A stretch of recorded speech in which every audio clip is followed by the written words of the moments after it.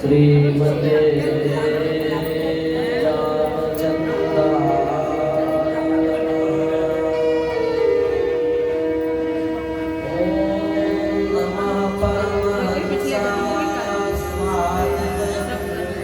चरण कमल चिन्मकरुणा भक्तजन मानस निवासा श्री रामचंद्र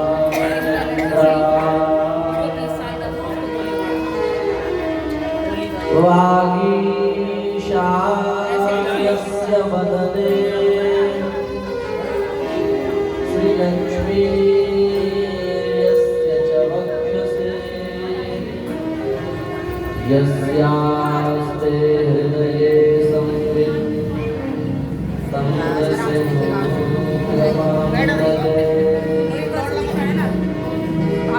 विश्वसर्गविसर्गादि नवलक्षणलक्षितम् श्रीकृष्णाख्यं परं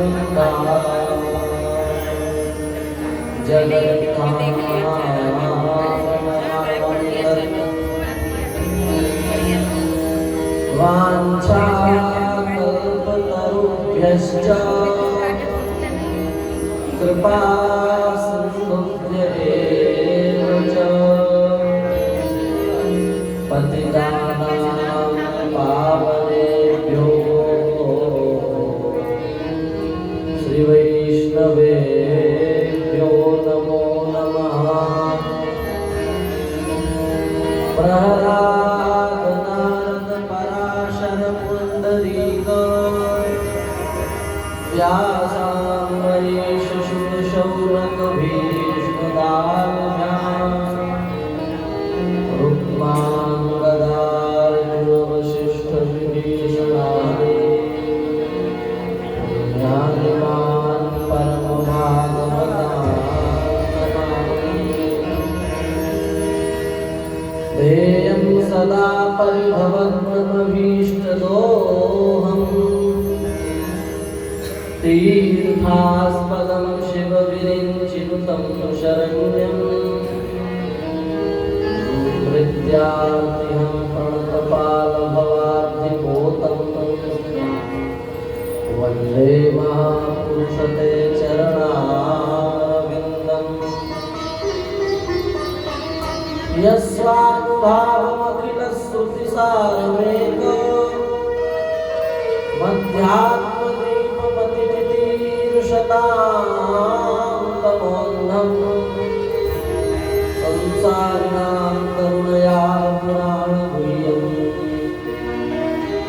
तं व्याससूनुमुपयामि गुरुं मुनीनाम् यत्र यत्र रघुनाथकीर्तनं तत्र तत्र कृतमस्तकाञ्जलिं बाष्पवारि परिपूर्णलोचनं मारुतिं नमत राक्षसान्तकम् नारायणं नमस्कृत्य नरं चैव नरोत्तमं देवीं सरस्वती व्यासं ततो जयमुदीरयेत्। श्री सीतानाथ समारम्भां श्रीरामानन्दार्य मध्यमाम् अस्मदाचार्य पर्यन्तां वन्दे श्री गुरुपरम्परां। नमो गोभ्यः श्रीमतीभ्यः सौरभेभ्यैव च नमो ब्रह्मसुताभ्यश्च पवित्राभ्यो नमो नमः। यया व्याप्तं विश्वं जगत्सारं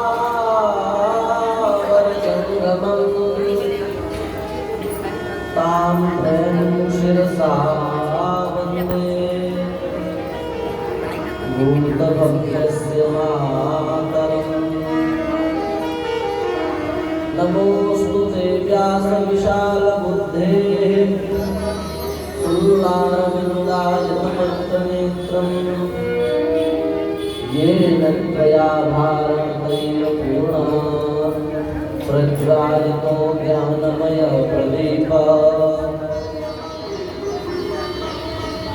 भक्तिभक्त भगवन्त गुरु चतुर्नाम बपुए इनके पद वंदन किए आशत विघ्न अनेक संत सरल चित जगत हित जान स्वभाव स्नेह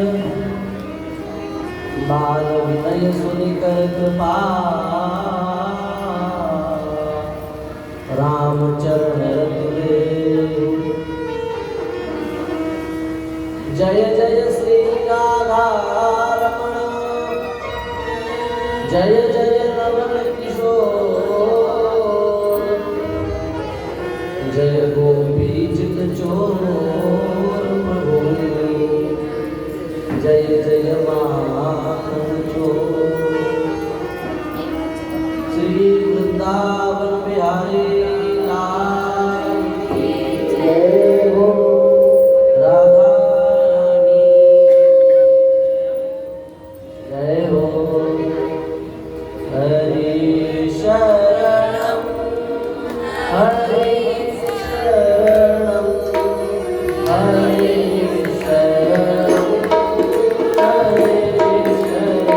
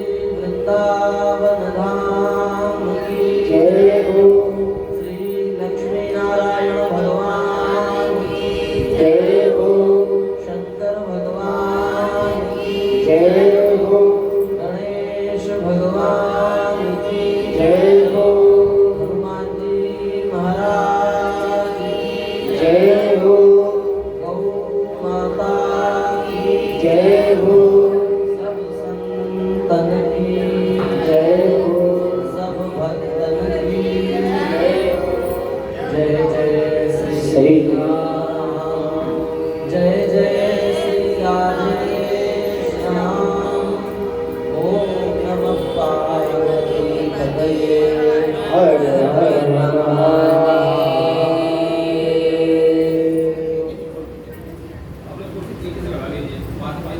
हरिशरणम भक्तवांछा करो भक्तवत्सल शरणागत वत्सल दीनबंधु दया सिंधु कृपा सिंधु असंख्य कल्याण गुणमय परमानंद कंद चिन्मूर्ति नंदनंदन श्याम सुंदर एवं महाभाव स्वरूपा प्रेम स्वरूपा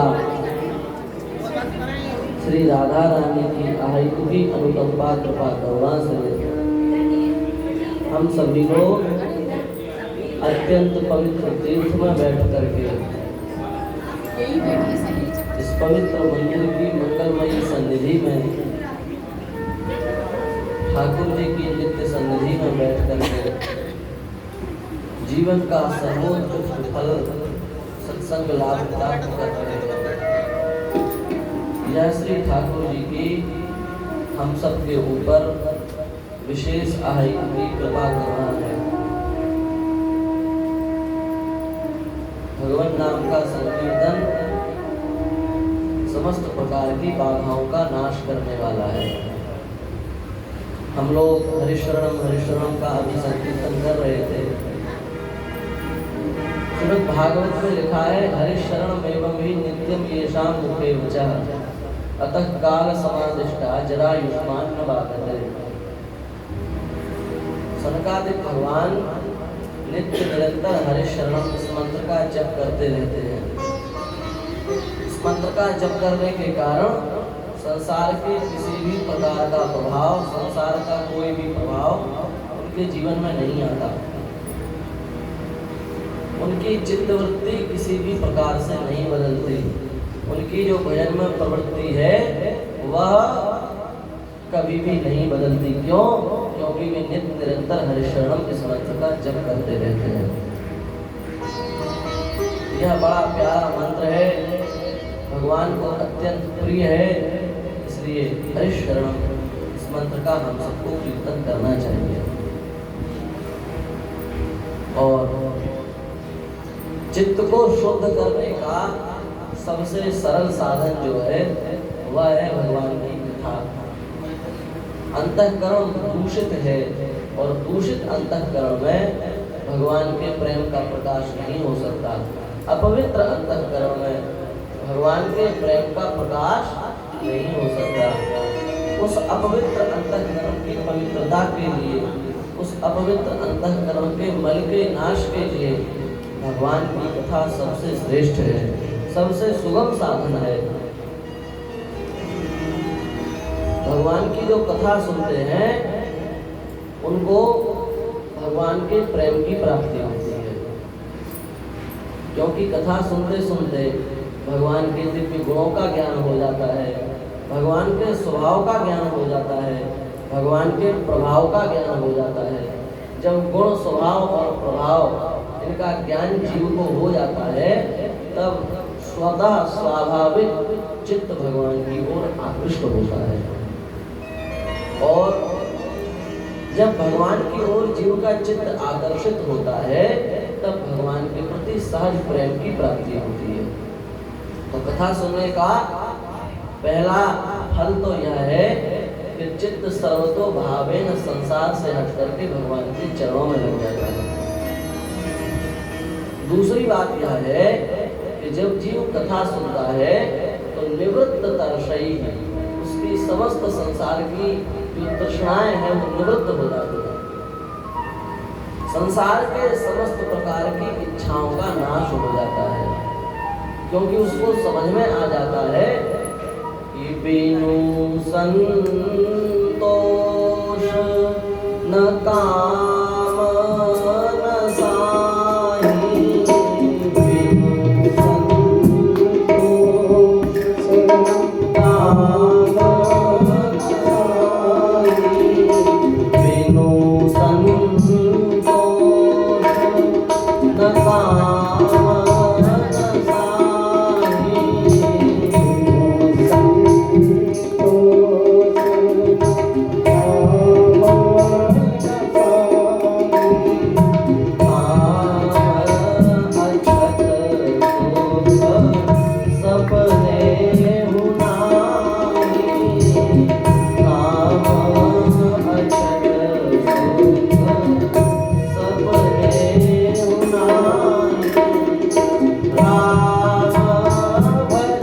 हरि बोल बिनु मिटाई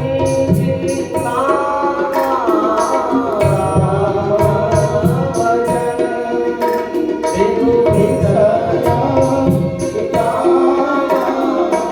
फल विहीन करूं कब जामा फल विहीन करूं कब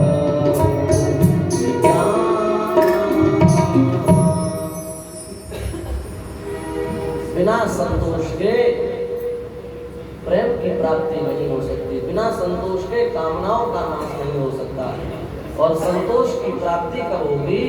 भगवान की कथा सुन करके, भगवान के नामों का, मंगलमय नामों का स्मरण करके संतोष की प्राप्ति हो सकती है। राम भजन बिनु मिटई की कामा, बिना भजन के कामनाओं का नाश कभी नहीं होगा। कैसे?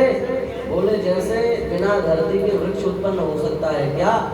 आप वृक्ष उत्पन्न करना चाहें, उसको धरती में, भूमि में ही अंकुरित करना पड़ेगा, उसके बाद वृक्ष की उत्पत्ति होगी। कोई चाहे कि बिना धरती के हम पेड़ उगा दें, ये असंभव बात है। उसी प्रकार से भगवान की कथा जब तक जीव नहीं सुनेगा, भगवान के मंगलमय नामों का जब तक स्मरण नहीं करेगा, तब तक उसकी कामनाओं का नाश नहीं हो सकता और कामनाओं का अंत नहीं है, कामनाओं का अंत नहीं है। तो कथा का दूसरा लाभ है कि निवृत्त दर्शई, समस्त प्रकार की कामनाओं का नाश हो जाता है, समस्त प्रकार की तृष्णाएं शांत हो जाती हैं, चित्त की वृत्ति का निरोध हो जाता है, चित्त को आश्रय मिल जाता है, फिर भटकना बंद हो जाता है। अभी तो गरीब के पास जाओ, गरीब से पूछो आप सुखी हो, गरीब कहेगा हम सुखी नहीं है।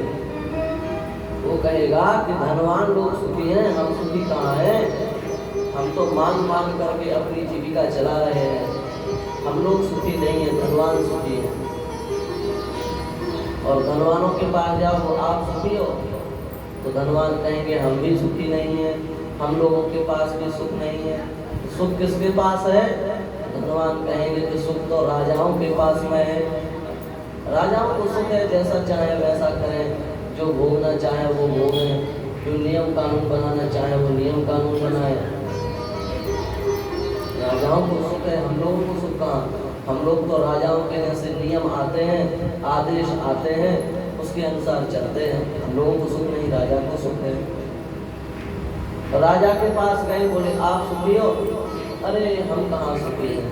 राजा बोला हमको सुख नहीं है, सुख तो चक्रवर्ती सम्राट को है।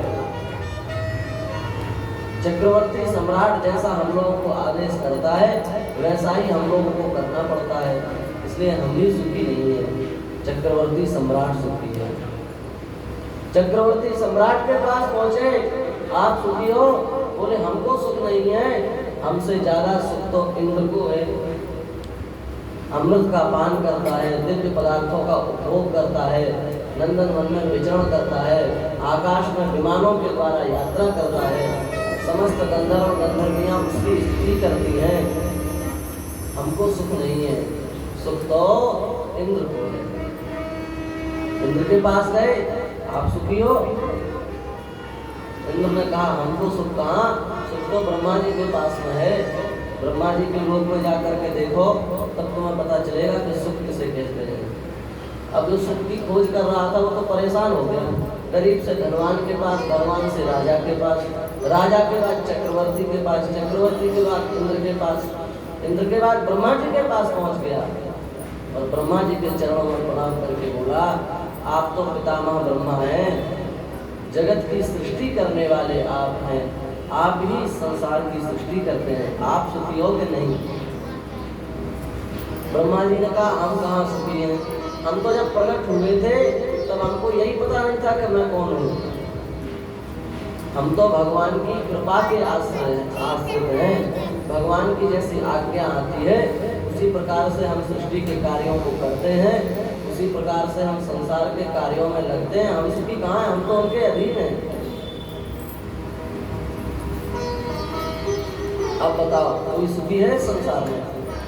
गरीब से लेकर के ब्रह्मा जी के लोक तक किसी को सुख नहीं है।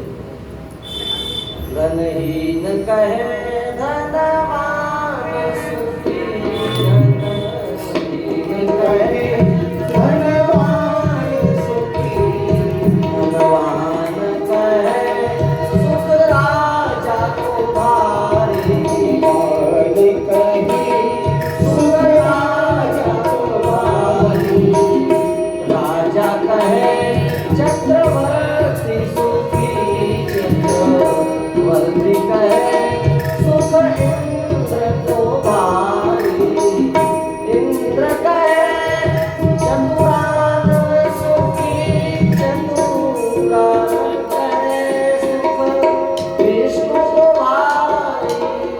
तुलसीदास विचार गए भक्ति बिना त्रैलोक दुखारी, तुलसीदास विचार गए भक्ति बिना त्रैलोक दुखारी। तुलसीदास जी कह रहे हैं कि हमने गरीब से लेकर के ब्रह्मा जी तक देख लिया, संसार में किसी को सुख नहीं, तो किसको सुख है? तुलसीदास विचार कहे। तुलसीदास जी कह रहे हैं कि हम बिना सोच समझ के नहीं बोल रहे, समझ करके, खूब विचार करके बोल रहे हैं, अच्छे से समझ करके बोल रहे हैं। क्या? भक्ति बिना त्रैलोक दुखारी। भगवान के भक्ति के बिना सारे संसार में दुख है। देखो, जिसके पास कुछ नहीं है पर भगवान की भक्ति है, वे परम प्रसन्न है। और जिनके पास सब कुछ है पर भगवान की भक्ति नहीं है, वे सब दुखी हैं। इसलिए कथा का दूसरा लाभ ये है कि समस्त प्रकार की तृष्णाओं का नाश हो जाता है, समस्त प्रकार की वासनाओं का नाश हो जाता है। ये कथा सुनने का दूसरा लाभ है। और कथा सुनने का तीसरा लाभ, पहला लाभ क्या? भगवान के प्रेम की प्राप्ति। दूसरा लाभ क्या? समस्त प्रकार की तृष्णाओं का नाश हो जाता है। तीसरा लाभ क्या? जीवन में संतोष का अनुभव होता है। लाखों करोड़ों अरबों रुपया कमाने के बाद भी असंतोष है जीवन में। असंतोष का अनुभव यही जीवन का सबसे बड़ा दुख है। क्योंकि जब मन में ही आपको संतोष नहीं है, तब फिर आपके जीवन की जितनी क्रियाएं होती है ना, मन से जुड़ी हुई होती है। मन एवं मनुष्याणाम कारणम बंध मोक्षयोः। मन ही बंधन का कारण है, मन ही मोक्ष का कारण है। मन का संसार में लग जाना, इसी का नाम बंधन है। और मन का संसार से हट करके भगवान में लग जाना, इसी का नाम मोक्ष है। अब जब आपके मन को ही असंतोष है, आपके मन में ही संतोष नहीं है, तो आपकी जितनी भी क्रियाएं होंगी वो संतोषी व्यक्तियों के समान नहीं होंगी, वे सब असंतोषी व्यक्ति के समान होंगी। और जब अब आपकी क्रिया में असंतोष आ गया तो निश्चित बात है आपके जीवन में भी असंतोष रहेगा। और यदि आपके जीवन में असंतोष रहेगा तो निश्चित है आपकी कुछ ना कुछ कामनाएं बाकी रहेंगी, तभी तो आपको संतोष का अनुभव नहीं हो रहा है। और यदि आपकी कामनाएं शेष रह गई तो वे कामनाएं ही आपको आपके दूसरे जन्म का कारण बन जाएंगे। जब तक संपूर्ण प्रकार के कामनाओं का नाश नहीं होगा, संपूर्ण प्रकार के संकल्प विकल्पों का नाश नहीं होगा, तब तक पुनर्जन्म बंद नहीं होगा। आपको आना पड़ेगा, जाना पड़ेगा। इसलिए लिखा है, माया के कारण मनुष्य को 84 लाख योनियों में भटकना पड़ता है। आकर 4 लक्ष 84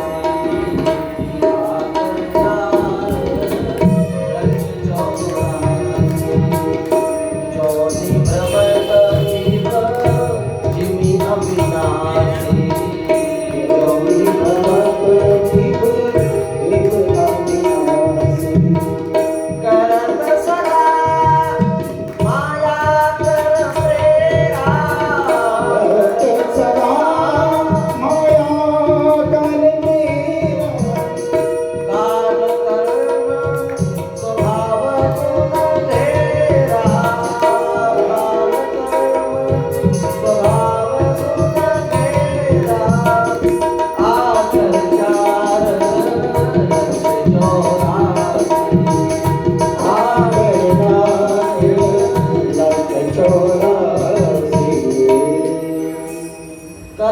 सदा माया कर प्रेरणा, जैसी माया की ओर से प्रेरणा होती है वैसा ही यह जीव कर्म करता है और उन्हीं कर्मों के कारण बार बार जन्म, बार बार मरना। पुनरपि जननम पुनरपि मरणम पुनरपि जननम पुनरपि मरणम पुनरपि जननी जठरे शयनम पुनरपि जननी जठरे शयनम भज गोविंदम भज गोविंदम भज गोविंदम गोविंदम भज मूढ़मते गोविंदम भज मूढ़मते भज गोविंदम भज गोविंदम गोविंदम भज मूढ़मते भज गोविंदम भज गोविंदम गोविंदम भज मूढ़मते। बार बार आना, बार बार जाना, यह आवागमन का चक्कर समाप्त नहीं होता। पर कथा सुनने का यह लाभ है कि कथा यदि आप ईमानदारी से सुनोगे तो आपको संतोष का अनुभव हो जाएगा, आपको समझ में आ जाएगा राम जी की कृपा से जो कुछ मिला है वह इस संसार में देते हुए संसार को तृप्त करते हुए अपने जितने से तृप्ति हो जाए, जितने से अपना घर परिवार चल जाए, उतना जीवन में धन मिल जाए, बस हम संतोष हैं। ठाकुर इतना दीजिए जामे कुटुंब समाए, मैं भी भूखा ना रहूं साधु न भूखा जाए। यह भाव बिना कथा सुने नहीं आ सकता। कहने को तो सब कह रहे कि मैं भी भूखा ना रहूं साधु न भूखा जाए, पर भीतर से यह बात अनुभव में आ जाना यह बिना कथा के संभव नहीं है। इसलिए श्रीमद् भागवत में लिखा है यावत् प्रियेत जठरम तावस्वत्वं हि देहिनां अधिकं योऽभिमन्येत सस्तेनो दण्डमर्हति। यावत् प्रियेत जठरम, इतने से अपना घर परिवार आराम से निर्वाह हो जाए, तावस्वत्वं हि देहिनां, उतने ही धन पर आपका अधिकार है, उतना ही धन आपका कहने लायक है। इसके अलावा जितना भी धन आप अलग से रखते हैं अधिकम योऽभिमन्येत, इसके अतिरिक्त जितना भी धन आप अपना मानते हैं तो वहाँ लिखा है सस्तेना, वह चोर है, उसको दंड मिलना चाहिए। आपका केवल उतने धन पर अधिकार है जितने से आपका निर्वाह हो जाए, जितने से आपका सम्यक्तया कार्य चल जाए। तो तीसरी बात कथा का यह लाभ होता है। और चौथा अंतिम लाभ कथा का, चौथा लाभ क्या है कथा सुनने का? चौथा लाभ यह है कि संसार से हमारा जितना भी ममत्व है, जितनी भी आसक्ति है, वह आसक्ति संसार से हट करके भगवान में लग जाती है। ये कथा का चौथा लाभ है। आसक्ति ही बंधन का कारण है। यह बात हम 7 दिनों में कह रहे हैं। 7 दिनों में हमने बार बार कहा आसक्ति बंधन का कारण है। किसी के प्रति भी आसक्ति होगी, घर के प्रति, परिवार के प्रति, कुटुंब के प्रति आसक्ति यदि होगी, रिंच मात्र भी आसक्ति होगी। जड़ भरत जी जैसे विशिष्ट कोटि के जो महापुरुष हैं, वे किंचन मात्र उनके भीतर आसक्ति रह गई तो उनको मृग बनना पड़ गया। आसक्ति किंचन मात्र भी यदि शेष रहेगी तो पुनर्जन्म का कारण बनेगी। इसलिए आसक्ति को तोड़कर आसक्ति को छोड़ना नहीं है। वह आसक्ति जो आप संसार में कर रहे हैं, वह आसक्ति संसार से छोड़ करके भगवान में लगानी है, बस इतना करना है। वयम तो श्रृंखला लगना रामानुज दयानिधे। हमारी जो आसक्ति शरीर संसार में है, वह आसक्ति शरीर संसार से हट करके ठाकुर जी में लग जाए।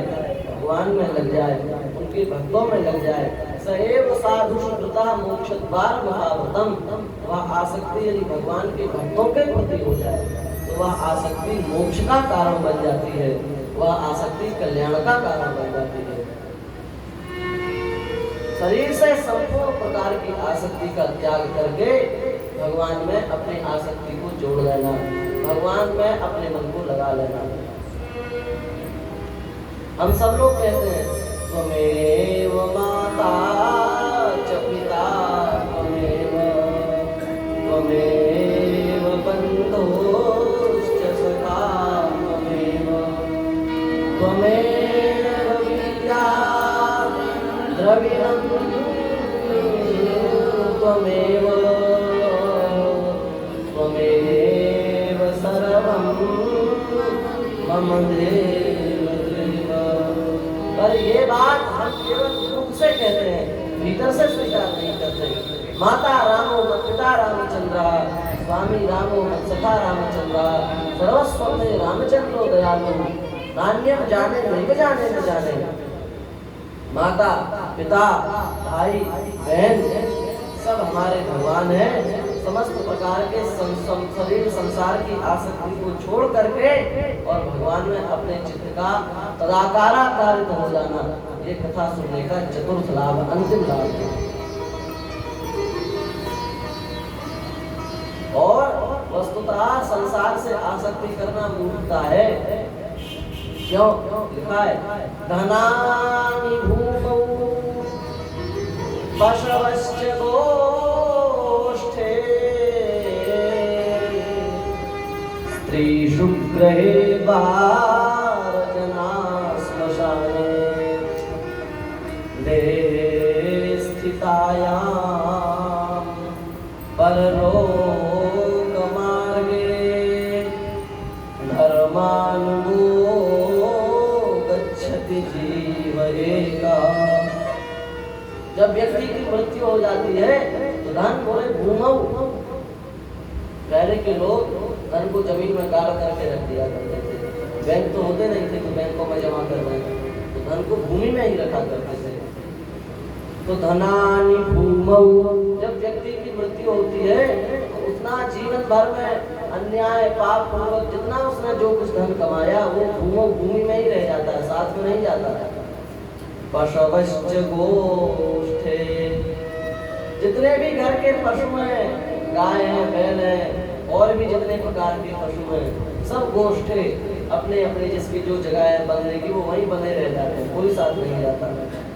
स्त्रीषु गृहे बार, स्त्री घर के गेट तक चली जाती है। जना श्मशाने, लोग जितने भी हैं वे सब श्मशान तक चले जाते हैं, इससे आगे नहीं। देहे स्थितायां परलोक मार्गे,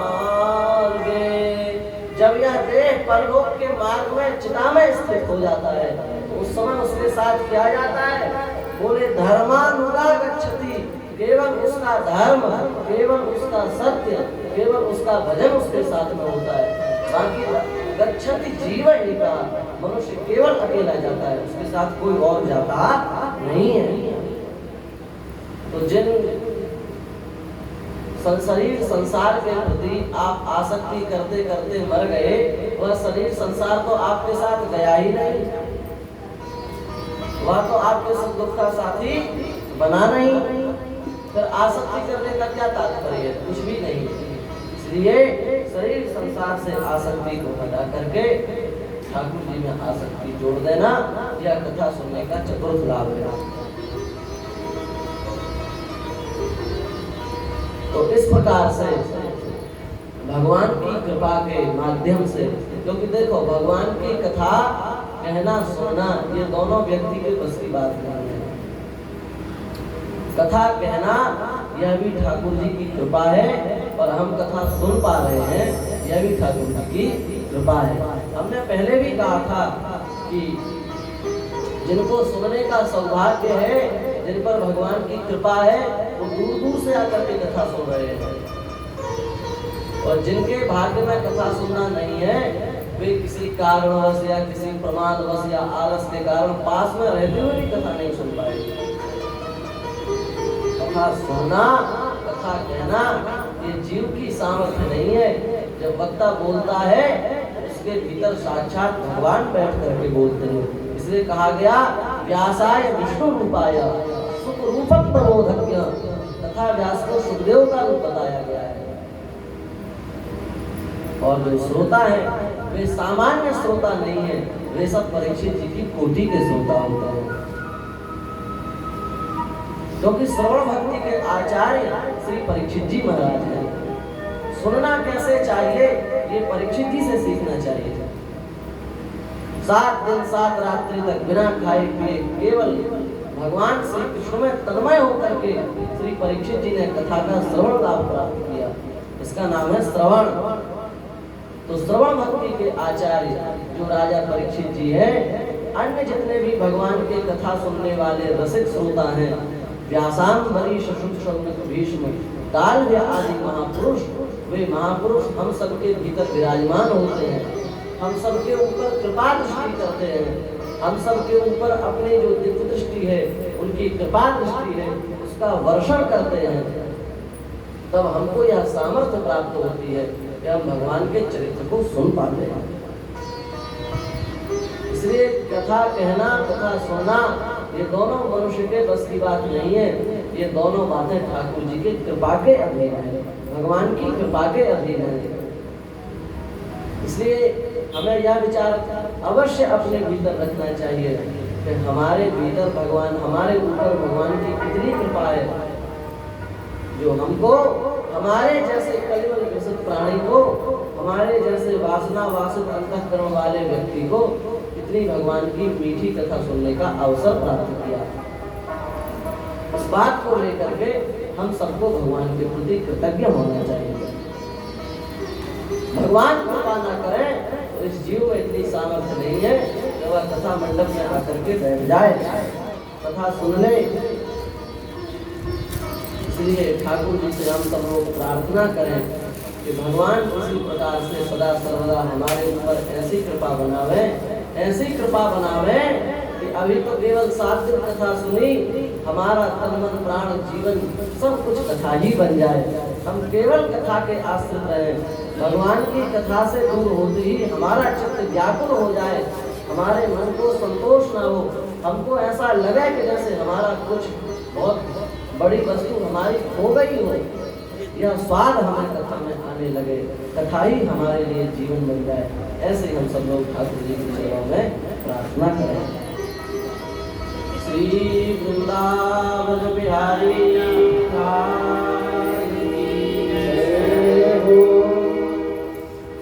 कल भगवान का विवाह महोत्सव खूब हम लोगों ने परम प्रेम से मनाया। और जीवन का यही तो लाभ है, भगवान के सुंदर सुंदर उत्सव मनाना। संसार के उत्सव तो खूब मनाते ही हैं हम लोग, जीवन भर से मनाते आ रहे हैं। पर ठाकुर जी के उत्सव में सम्मिलित हो जाना, भगवान के प्रति अपना भाव समर्पण करना, ये जीवन की सर्वोत्कृष्ट उपलब्धि है। भगवान की सर्वोत्कृष्ट कृपा है, यह भी कृपा है।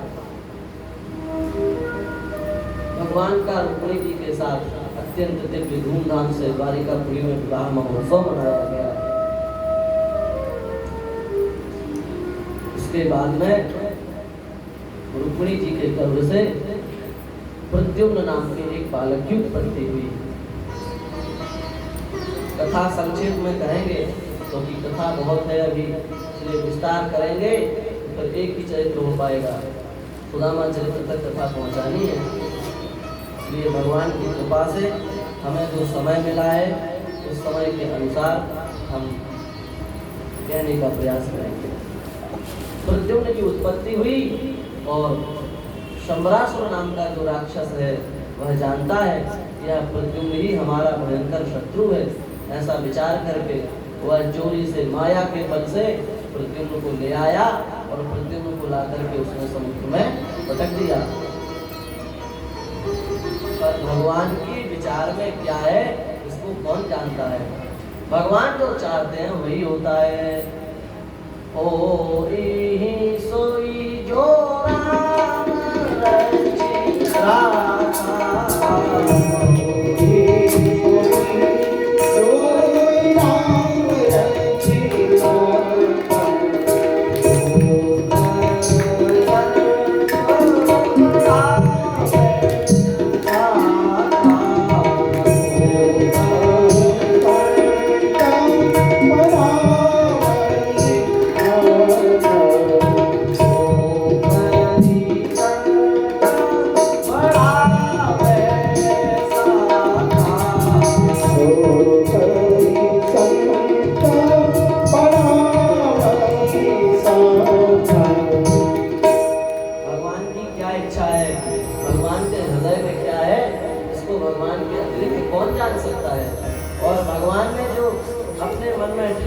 है, भगवान के विचार में जो बात बैठ गई है, संसार में ऐसा कौन है जो उसको काट सके।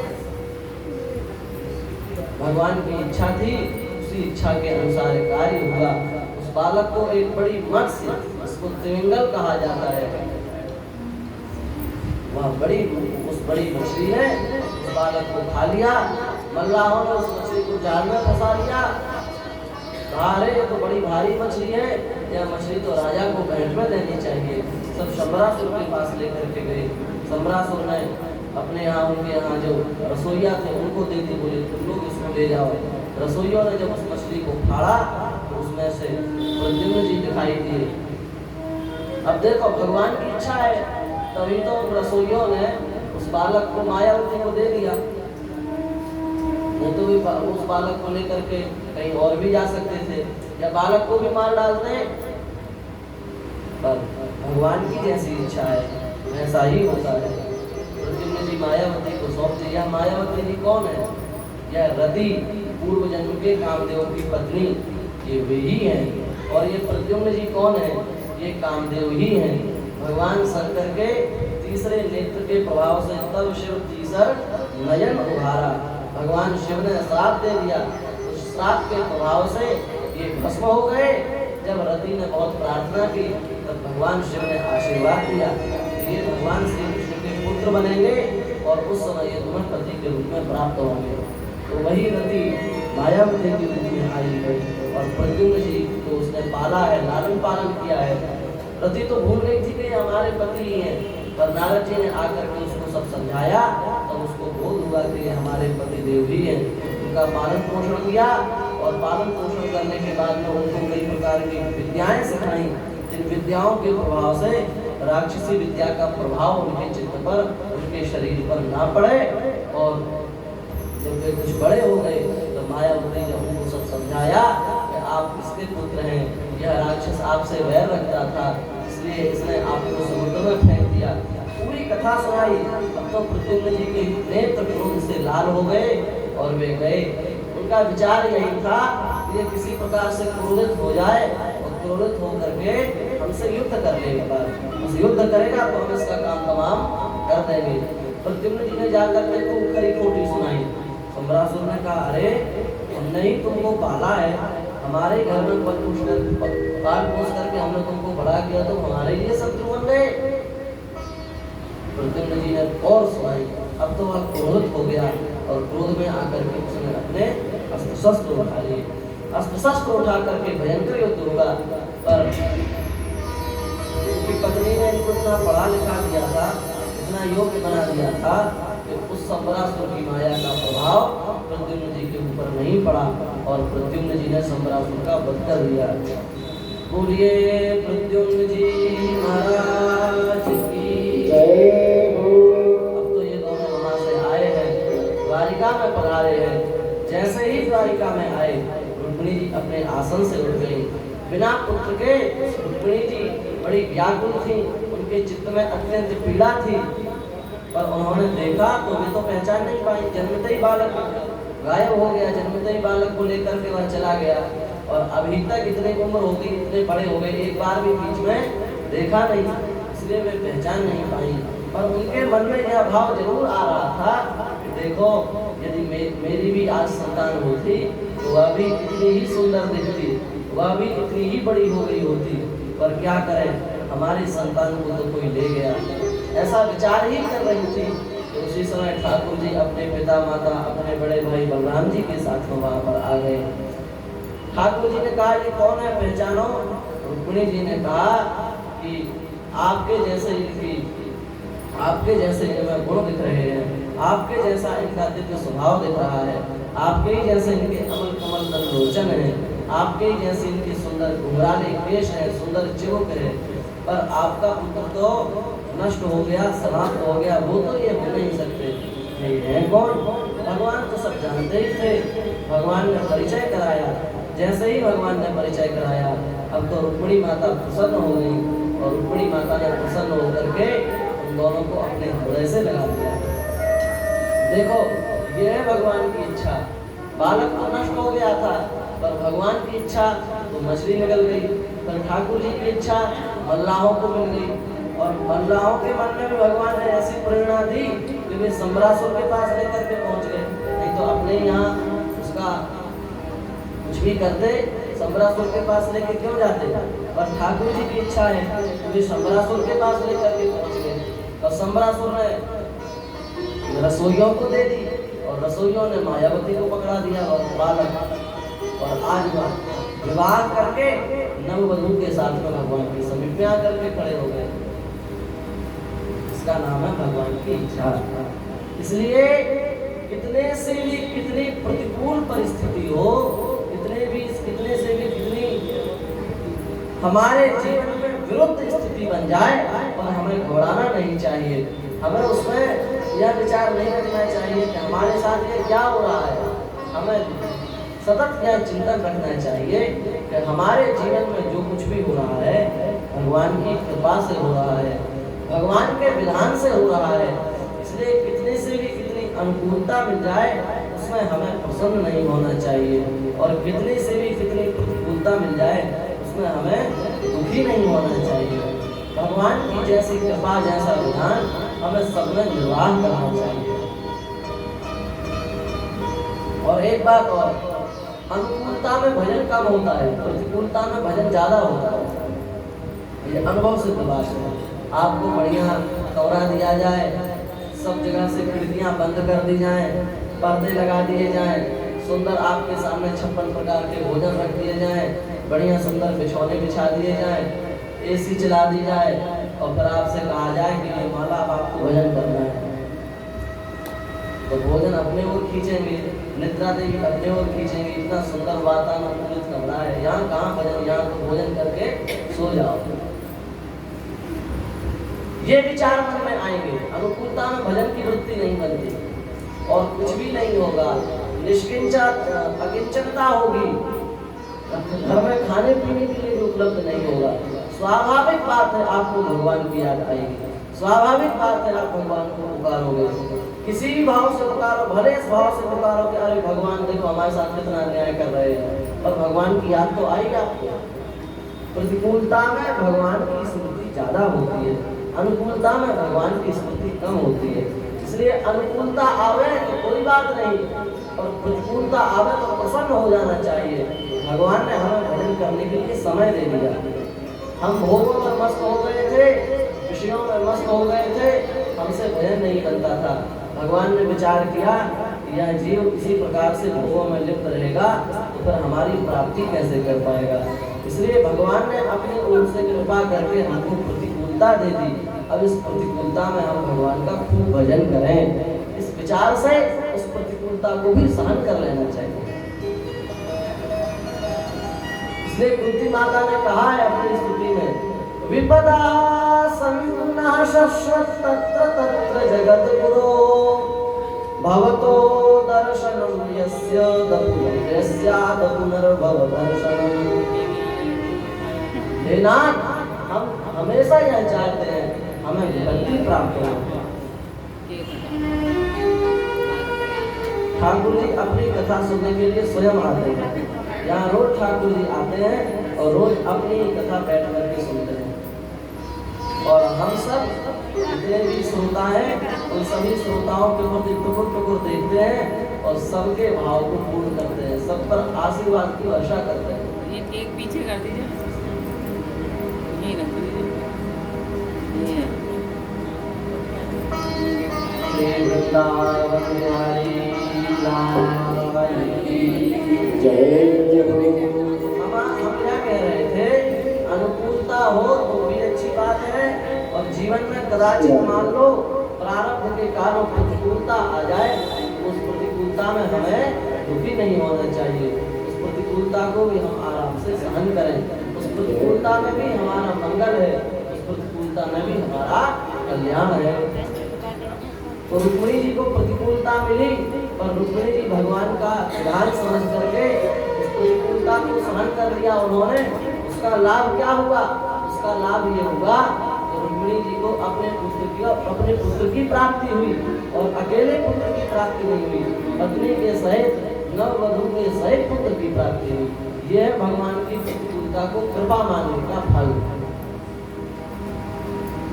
हम लोगों के पास थोड़ी सी विपत्ति आ जाती है, हम भगवान को ही दोष देने लगते हैं। भगवान कैसे हैं बताओ, हमारे साथ अन्याय कर रहे हैं, हमारे पास भगवान अच्छे लोगों को ही दुखी करते हैं, ऐसे कई कई प्रकार की बातें हम लोग करने लगते हैं। पर कभी ऐसा विचार हमको नहीं करना चाहिए। जो भी इस संसार में भगवान कर रहे हैं वो प्रत्येक जीव के मंगल के लिए ही हो रहा है। हमको तो केवल अपना जन्म दिखता है, पर भगवान को तो हमारे करोड़ों करोड़ों जन्म दिखते हैं। उनको कैसे उन जन्मों का कर्ज चुकाना है, उन जन्मों का हमें कैसे बदला लेना है, कैसे उनका भोग करना है, भगवान के अलावा कौन जान सकता है।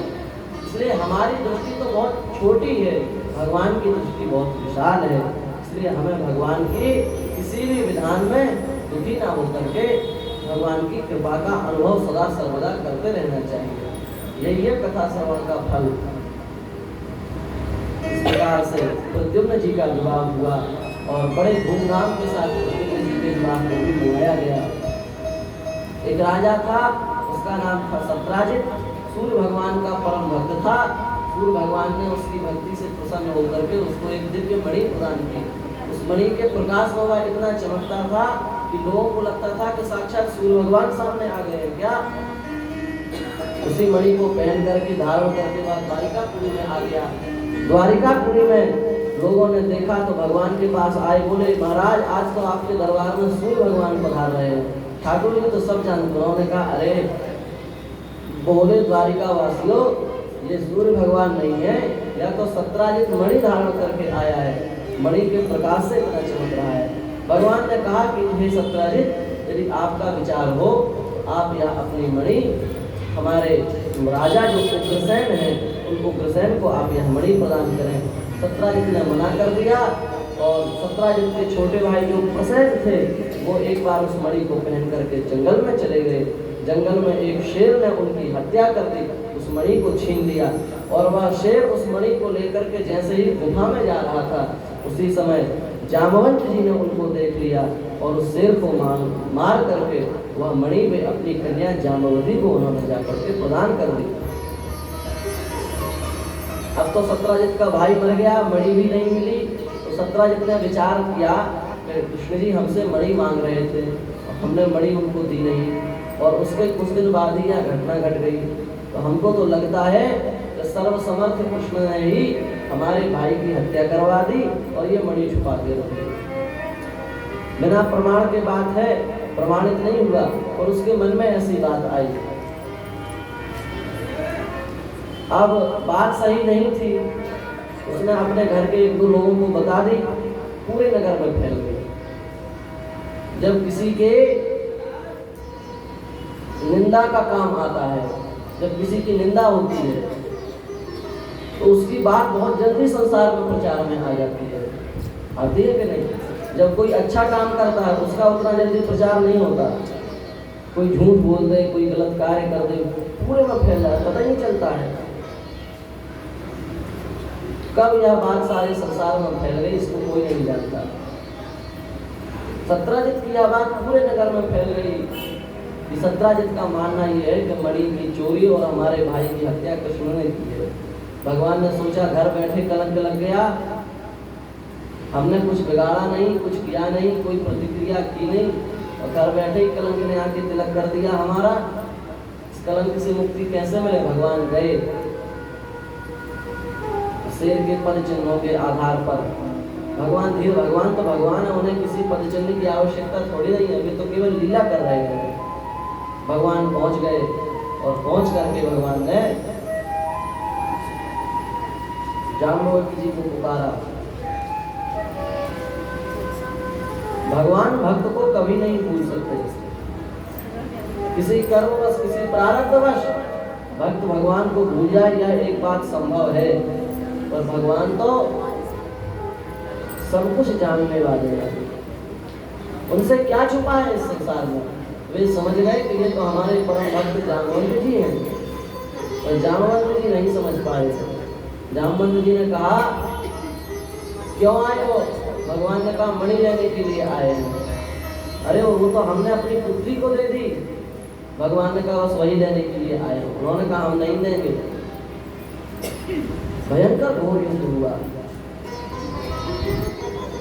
जामवंत जी को लग रहा था हम बड़े बलवान हैं, पर हमसे किसी ने युद्ध ही नहीं किया। उनकी बाहें बहुत खुजला रही थी।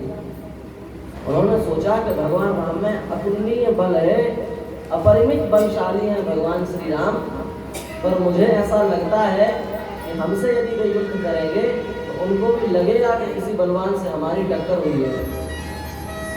पर अब राम जी तो राम जी हैं, उनके सामने कैसे कहें कि हमको आपसे युद्ध करना है। सेवक स्वामी के सामने कहे कि हमको आपसे युद्ध करना उचित लगता है? नहीं लगता। और भगवान का तो अवतार, रामावतार तो भगवान का मर्यादा पुरुषोत्तम का अवतार है। मर्यादा को स्थापित करने के लिए ही भगवान रामावतार के रूप में आए हैं। अब यदि भगवान रामावतार में अपने सेवक के साथ युद्ध करें तो धर्म का स्वरूप बिगड़ जाएगा। भगवान ने कहा चिंता मत करो, तुम्हारी मनोकामना हम अवश्य पूर्ण करेंगे। जामवंत जी तो अपने मन की बात को भूल गए, तो ठाकुर जी थोड़े नहीं भूलने वाले। खूब युद्ध हुआ और भगवान ने उनकी मनोकामना को पूर्ण किया। उनके अंग अंग चलना शुरू कर दिए। जामवंत जी को लगा कि मौसम तो कोई बलवान है नहीं, मेरे जैसा तो कोई बलवान है नहीं, और मुझसे इतने दिनों तक युद्ध करता रहे और युद्ध करने के बाद भी पराजित ना होकर के मुझे ही पराजित कर दे, ऐसा इस संसार में भगवान के अलावा कोई दूसरा हो नहीं सकता।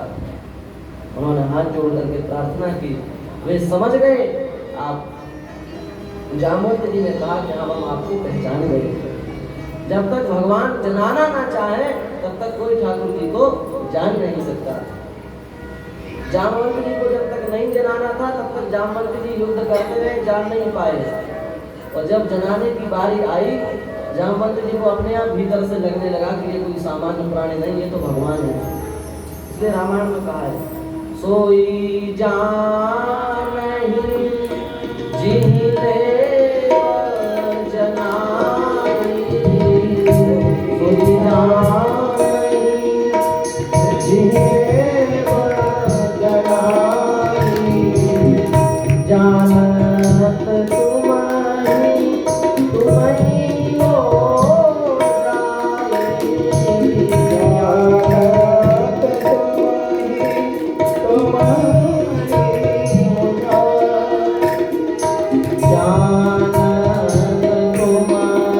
जानत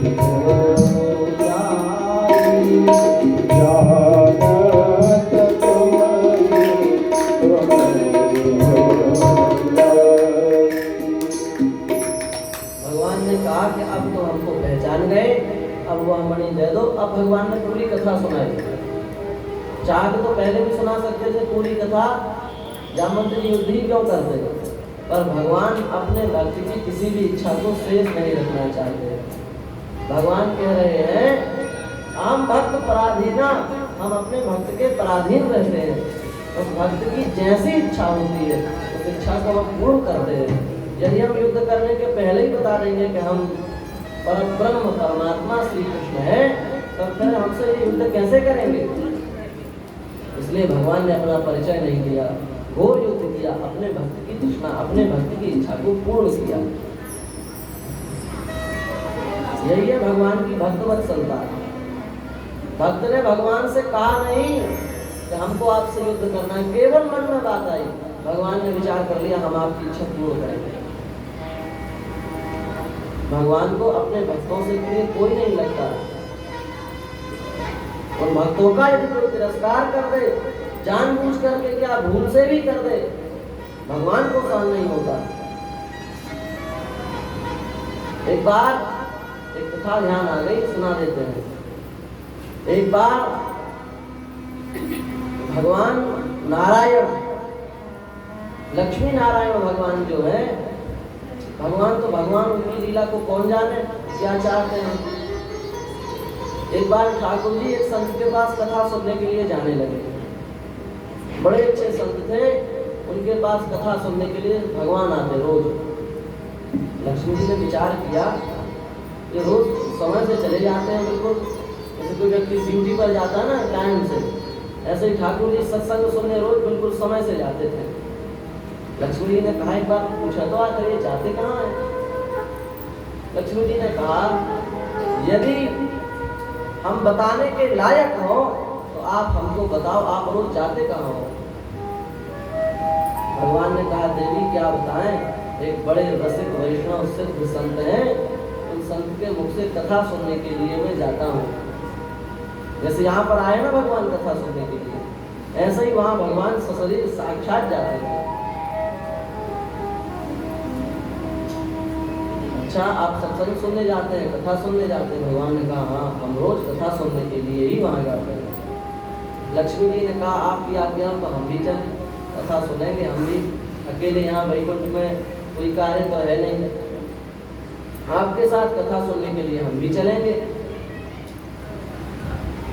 भगवान ने कहा कि देखो कथा सुनने के लिए हम आपको ले जा सकते हैं, पर वे जो संत हैं उनके आश्रम में स्त्रियों का प्रवेश वर्जित है। पता नहीं आपको घुसने दें कि ना दें, हम एक दिन पूछ आएंगे फिर आपको ले चलेंगे। लक्ष्मी जी ने कहा आज ही आप जाकर के पूछा ना। भगवान ने प्रार्थना की हे संत भगवान, हमारी जो धर्मपत्नी है लक्ष्मी है, वे आपकी कथा सुनना चाहती हैं, आप आज्ञा दो तो वे आ जाएं। संत भगवान ने कहा ठीक है आ जाएंगी, कोई बात नहीं, दूर बैठ करके वे भी कथा सुनती रहेंगी। कथा सुनने के लिए आई लक्ष्मी जी, और लक्ष्मी जी कथा सुनने के लिए बैठ गए। और कथा सुनते सुनते लक्ष्मी जी के हृदय में भी प्रेम उत्पन्न हो गया। लक्ष्मी जी ने विचार किया बड़े अच्छे संत हैं, बड़े अच्छे महात्मा हैं, इनको तो प्रसाद पवाना चाहिए। इनके जैसा संत कहाँ मिलेगा? साक्षात हमारे पति वैकुंठाधीश त्रिलोक के स्वामी भगवान नारायण की कथा में आकर के बैठते हैं। इनको यदि हमारे पास वैकुंठ में चले प्रसाद पाएं तो हमारा तो पूरा वैकुंठ पवित्र हो जाएगा। लक्ष्मी जी ने प्रार्थना की यदि आप चलें तो आप हमारा घर भी पवित्र करें, वैकुंठ को भी पवित्र करें, हमारे साथ में चलें। संत भगवान ने कहा ठीक है चलेंगे, जब आपकी विशेष इच्छा है तो चलेंगे। विमान आया, विमान में सशरीर वे महापुरुष वैकुंठ पधारे। अब लक्ष्मी जी ने सब दास दासियों को हटा दिया, स्वयं सुंदर रसोई बनाई, कच्चा भोजन बनाया, बहुत प्रेम से बनाया, भाव से बनाया, संत भगवान के सामने रखा। बाबा बड़े विचित्र, बड़े क्रोधी स्वभाव के। उन्होंने कहा अरे एक गृहस्थ होकर के तुम संत को कच्चा भोजन दे रही हो? गृहस्थियों के यहाँ हम साधु लोग कच्चा भोजन नहीं करते, पक्का भोजन करते हैं। तुमने कच्चा भोजन बना दिया, हम नहीं करेंगे आपका भोजन, ले जाओ, हम भूखे ही चले जाएंगे। लक्ष्मी जी ने विचार किया कि वैकुंठ में झांकने तक को तो मिलता नहीं है किसी को। वैकुंठ में आने के 7 गेट पहले ही वापसी हो जाती है, स्वर्ग लोक से ही वापस चला जाता है। इनको हम सशरीर वैकुंठ ले आए और अपने हाथ से रसोई बनाई और इतने प्रेम से पवा रहे हैं, और बाबा जी इतने खतरनाक कह रहे हैं ले जाओ, हम नहीं पाएंगे, भूखे चले जाएंगे। बड़े खतर, बड़े क्रोधी बाबा हैं। लक्ष्मी जी को क्रोध आ गया, चले जाओ, आपके जैसे बाबा तो निरे आते हैं वैकुंठ में, आपको इतने प्रेम से पवा रहे हैं, आपको भी नहीं पाना, चले जाओ, लौट से, कोई बात नहीं। संत तो संत चले गए, आ गए। भगवान ने लक्ष्मी जी से कहा, बड़ी ध्यान देने की बात है, भगवान ने जो कहा वो बड़ी अच्छी बात कही उन्होंने। भगवान कह रहे हैं देखो लक्ष्मी जी, हम इसलिए आपको पहले ही मना कर रहे थे कि आप मत चलो साथ में हमारे, पर आप नहीं मानी, आपकी भावना ज्यादा हो गई, भावनातिरेक हो गया आपको, और भावनातिरेक में आप चली गई, पर आप उस भावना को पचा नहीं पाई, आपने क्रोध कर दिया। अब देखो आपसे एक संत का अपराध बन गया, एक भक्त का अपराध बन गया, तो भले ही आप हमारी प्राण प्रिया है, निरंतर आप हमारे चरणों का सेवन करती रहती हैं, पर आपसे एक भक्त का अपराध बन गया। इसलिए अब आपको उस भक्तापराध के प्रायश्चित के लिए धरती पर जाना पड़ेगा और संतों की सेवा करनी पड़ेगी। और संतों की सेवा करके जब आप शुद्ध हो जाएंगे तब हम आपको पुनः वैकुंठ में बुलाएंगे। लक्ष्मी जी ने कहा जो आज्ञा। वे लक्ष्मी जी संतों की सेवा करने के लिए किसके रूप में आई जानते हैं? वे लक्ष्मी जी अपने प्रायश्चित को पूरा करने के लिए जो उनसे भक्तापराध बन गया था, उस भक्तापराध का प्रायश्चित करने के लिए लक्ष्मी जी शबरी के रूप में आई।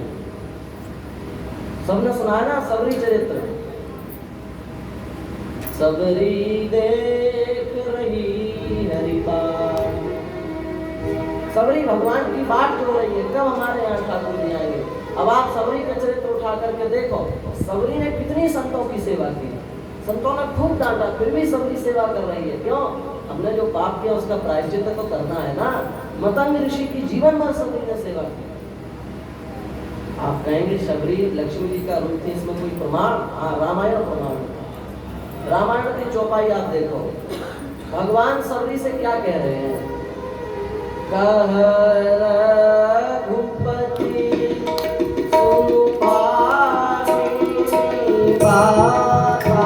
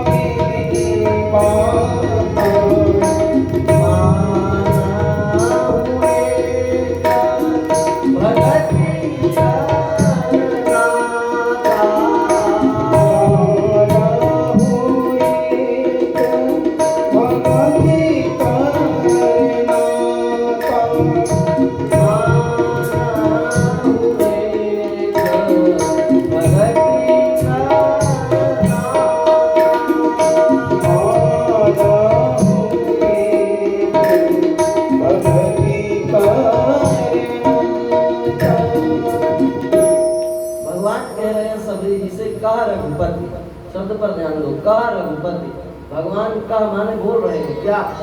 सुनो सुनो भामिनी बाता, हे भामिनी मेरी बात को सुनो। अब आप भामिनी शब्द का संस्कृत की जो डिक्शनरी है, शब्दकोश है, तो शब्दकोश जब उठा करके देखोगे तो भामिनी शब्द का अर्थ होता है प्राण प्रिया, प्राण वल्लभा, अर्थात पत्नी। भगवान सबरी को पत्नी क्यों कह रहे हैं? क्योंकि सबरी भूल गई हम कौन है, भगवान को ध्यान में है, तुम लक्ष्मी ही हो। और लक्ष्मी आपसे अपराध बन गया था, उस अपराध के कारण आपको शबरी के रूप में जन्म लेना पड़ा।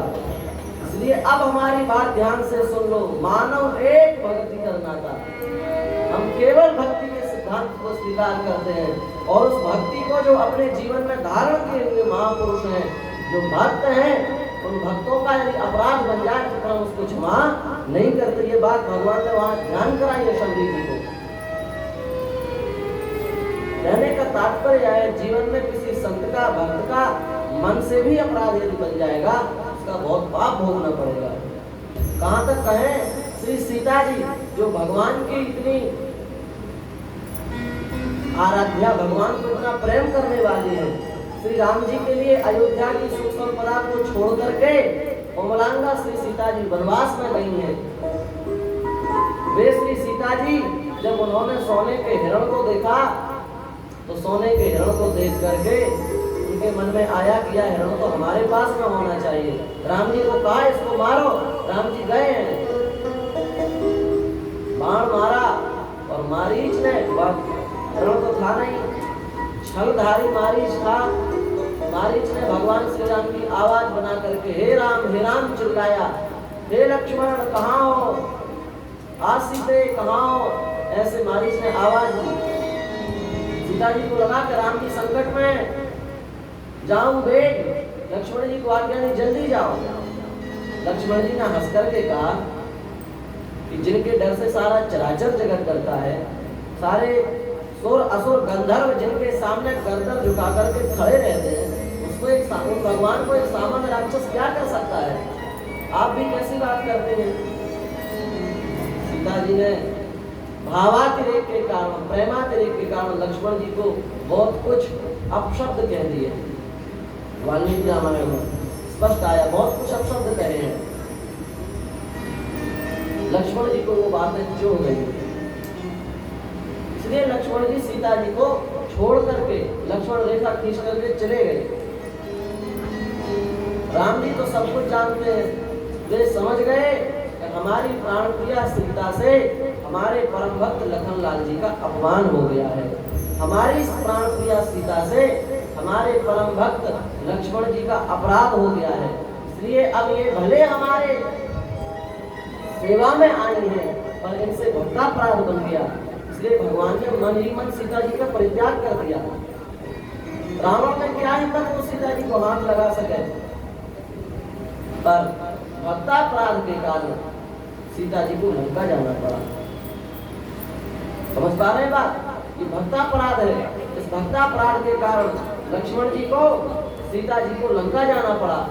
और लंका जाने के बाद में जब हनुमान जी लंका पहुंचे हैं और हनुमान जी ने कहा,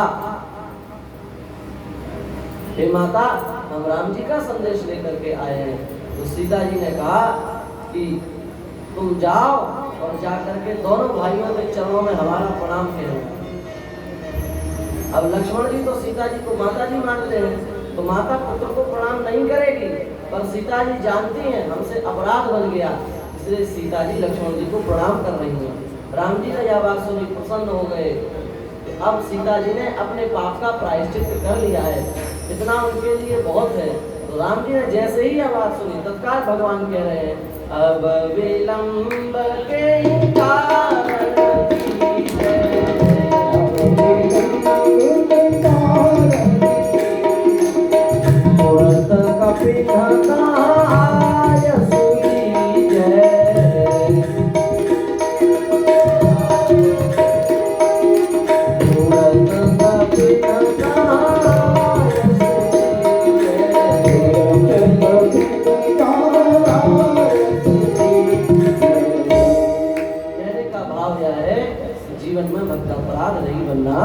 चाहिए। तो भगवान ने जामवंत जी की इच्छा को पूर्ण किया। जामवंत जी ने दूसरी इच्छा व्यक्त की, बोले आप मणि ले लो, और मणि के साथ साथ हमारी जो कन्या है जामवंती, उनसे भी आप विवाह कर लो। भगवान ने स्वीकार किया। जामवंती जी को साथ में लेकर के भगवान लौटे। सत्राजित को जब पता, भगवान ने सत्राजित को मणि लौटा दी। सत्राजित को पता लगा कि गलती तो हमारी ही थी, हमने झूठा दोष लगाया और हमारे कारण भगवान को इतना कष्ट भोगना पड़ा। अब तो सत्राजित की आंखें खुल गई और सत्राजित ने कहा कि अब इसके प्रायश्चित का क्या उपाय है। उसने विचार किया कि हमारी जो पुत्री है सत्यभामा, उसका विवाह हम ठाकुर जी के साथ कर देंगे और दहेज के रूप में ये जो मणि है, ये मणि हम उनको भेंट कर देंगे। सत्राजित भगवान के सामने गया और चरणों में प्रणाम करके बोला, ये हमारी पुत्री है, इसको आप स्वीकार करें और दहेज के रूप में मणि भी स्वीकार कर लें। भगवान ने कहा, मणि से हमारा क्या लेन देन है? सत्राजित ने कहा, नहीं, हमें अपने अपराध का प्रायश्चित करने दो, आप तो मणि रख लो। भगवान ने कहा, मणि रख के कोई काम नहीं है, आपका विशेष भाव हो, उस मणि से जो स्वर्ण उत्पन्न होता है वो हमको देते जाना। मणि से कितना स्वर्ण उत्पन्न होता था? 20 भार स्वर्ण उत्पन्न होता, 8 भार स्वर्ण उत्पन्न होता। कितना भार? 8 भार। आप कहेंगे ये भार क्या होता है? 20 तोले का एक भार होता है। तोला तो समझते हैं ना, तोला। 20 तोले का एक भार, ऐसे 8 भार, 160 तोला, 8 भार स्वर्ण रोज वह मणि देती थी। रोज प्रतिदिन इतना सोना वो देती थी मणि। भगवान ने कहा, यही जो 8 भार सोना है वो आप द्वारिका पहुंचाते रहना और मणि आप अपने पास रखो। सत्राजित राजी हो गया और भगवान को उसने अपनी पुत्री प्रदान की। उन्हीं पुत्री का नाम है श्री सत्यभामा जी। बोलिए सत्यभामा जी की जय हो। सत्यभामा के वर्ण करता भगवान श्री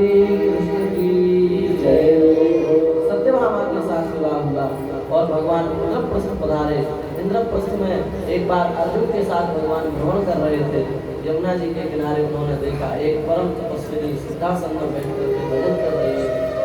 भगवान ने अर्जुन से कहा, पूछ करके आओ ये आप तपस्या क्यों कर रही है। अर्जुन गए हैं। अर्जुन ने पूछा, हे पद्मपराशाक्षी, हे कमल के समान नेत्र वाली, आप यहाँ इतना घोर तप क्यों कर रही हैं, अपने इतने कोमल अंगों को इतना कष्ट क्यों दे रही हैं। यमुना जी ने कहा, हमारा विचार है हम श्री ठाकुर जी को पति के रूप में वर्ण करें, और जब तक ठाकुर जी हमारा वर्ण नहीं करेंगे तब तक हम इसी प्रकार से साधना में बैठे रहेंगे। अर्जुन ने जाकर के भगवान को संदेश दिया। भगवान ने कहा, ठीक है, कोई बात नहीं। भगवान ने कालिंदी के साथ भी विवाह किया। बोलिए यमुना महारानी की जय। उसके बाद में भगवान ने मित्रविंदा के साथ में विवाह किया। मित्रविंदा के बाद में नागनिधि के साथ भगवान का विवाह हुआ। नागनिधि के बाद में भगवान का भद्रा के साथ में विवाह हुआ, लक्ष्मणा के साथ में विवाह हुआ। इस प्रकार से भगवान की 8 मुख्य रानियां बनी, जिनको पट रानियां, पट महिषी कहा गया। ये भगवान की 8 मुख्य रानियां थी।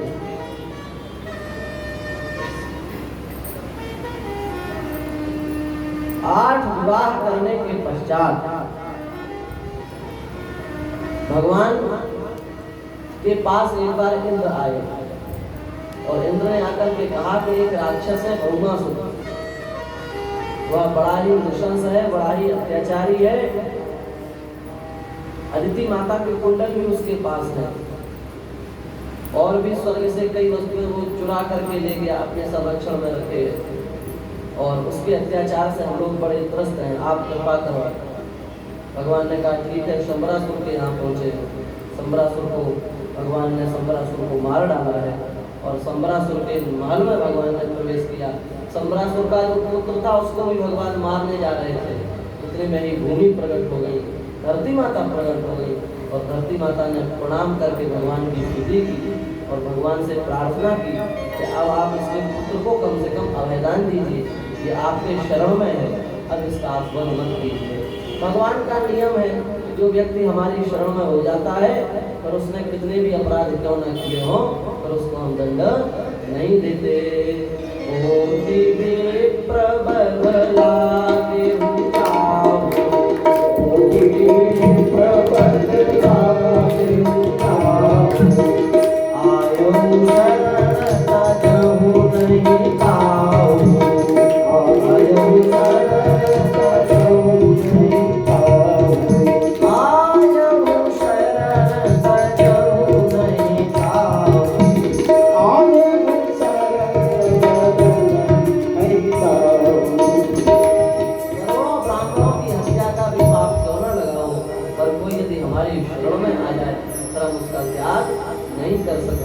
सकृदेव प्रपन्नाय तवास्मीति च याचते अभयं सर्वभूतेभ्यो ददाम्येतद्व्रतं नमः। सकृदेव बार बार नहीं, केवल एक बार जिसने अपने जीवन में कह दिया, तवास्मी, हे नाथ हम आपके हैं, हम आपकी शरण में हैं। अभयं सर्वभूतेभ्यः, समस्त प्राणी मात्र से उसको हम तत्काल फल प्रदान कर देते हैं। ददाम्येतद् व्रतं नमः, ये हमारा पक्का व्रत है, और ये व्रत भगवान केवल मुख से नहीं, संकल्प पूर्वक व्रत ले रहे हैं। संकल्प में कितना जल लिया, 1 बूंद 2 बूंद नहीं, पूरे समुद्र को साक्षी मान करके भगवान वचन दे रहे हैं। हम लोग 1 बूंद जल लेकर के प्रतिज्ञा करें, कोई प्रयास यही रहता है कि हम जीवन भर उस प्रतिज्ञा का निर्वाह कर सकें। तो स्वयं परात्पर परब्रह्म परमेश्वर पूरे समुद्र को साक्षी मान करके वचन दे रहे हैं कि कोई एक बार हमारी शरण में आ जाए, हम उसको संपूर्ण प्रकार के भय से मुक्त कर देते हैं। भगवान ने इनके पुत्र को शरण में रखा, भगवान ने इनके महल में प्रवेश किया। 16,000 नारियों को बंदी बना रखा था इसने। सब भगवान को देख करके मन में सबने स्वीकार कर लिया कि हम आपको पति रूप में वर्ण करते हैं, क्योंकि ठाकुर जी से सुंदर इस संसार में कौन होगा। हम लोगों के शरीर तो 5 भौतिक हैं, सृजन पावक गगन समीरा से निर्मित हैं, पर भगवान का सुंदर वक्र तो 5 भौतिक तत्वों के द्वारा निर्मित नहीं है, वह तो दिव्य स्वरूप है, उसकी कल्पना भी हमारी बुद्धि में नहीं हो सकती। इतना सुंदर स्वरूप ठाकुर जी का है। उस स्वरूप को देख करके समस्त रानियों ने मन में यह निर्णय कर लिया हम आपको पति रूप में वर्ण करते हैं। भगवान ने कहा आप लोग अपने अपने घर चले जाओ और अपने अपने पिता की आज्ञा के अनुसार विवाह करो। तो राजकुमारियों ने कहा कि अब हमारे पिता भी हमें स्वीकार करेंगे कि नहीं, इसमें संदेह है, इसलिए जिसका कोई नहीं है उसके आप सहारे हैं, उसके आश्रयदाता आप हैं।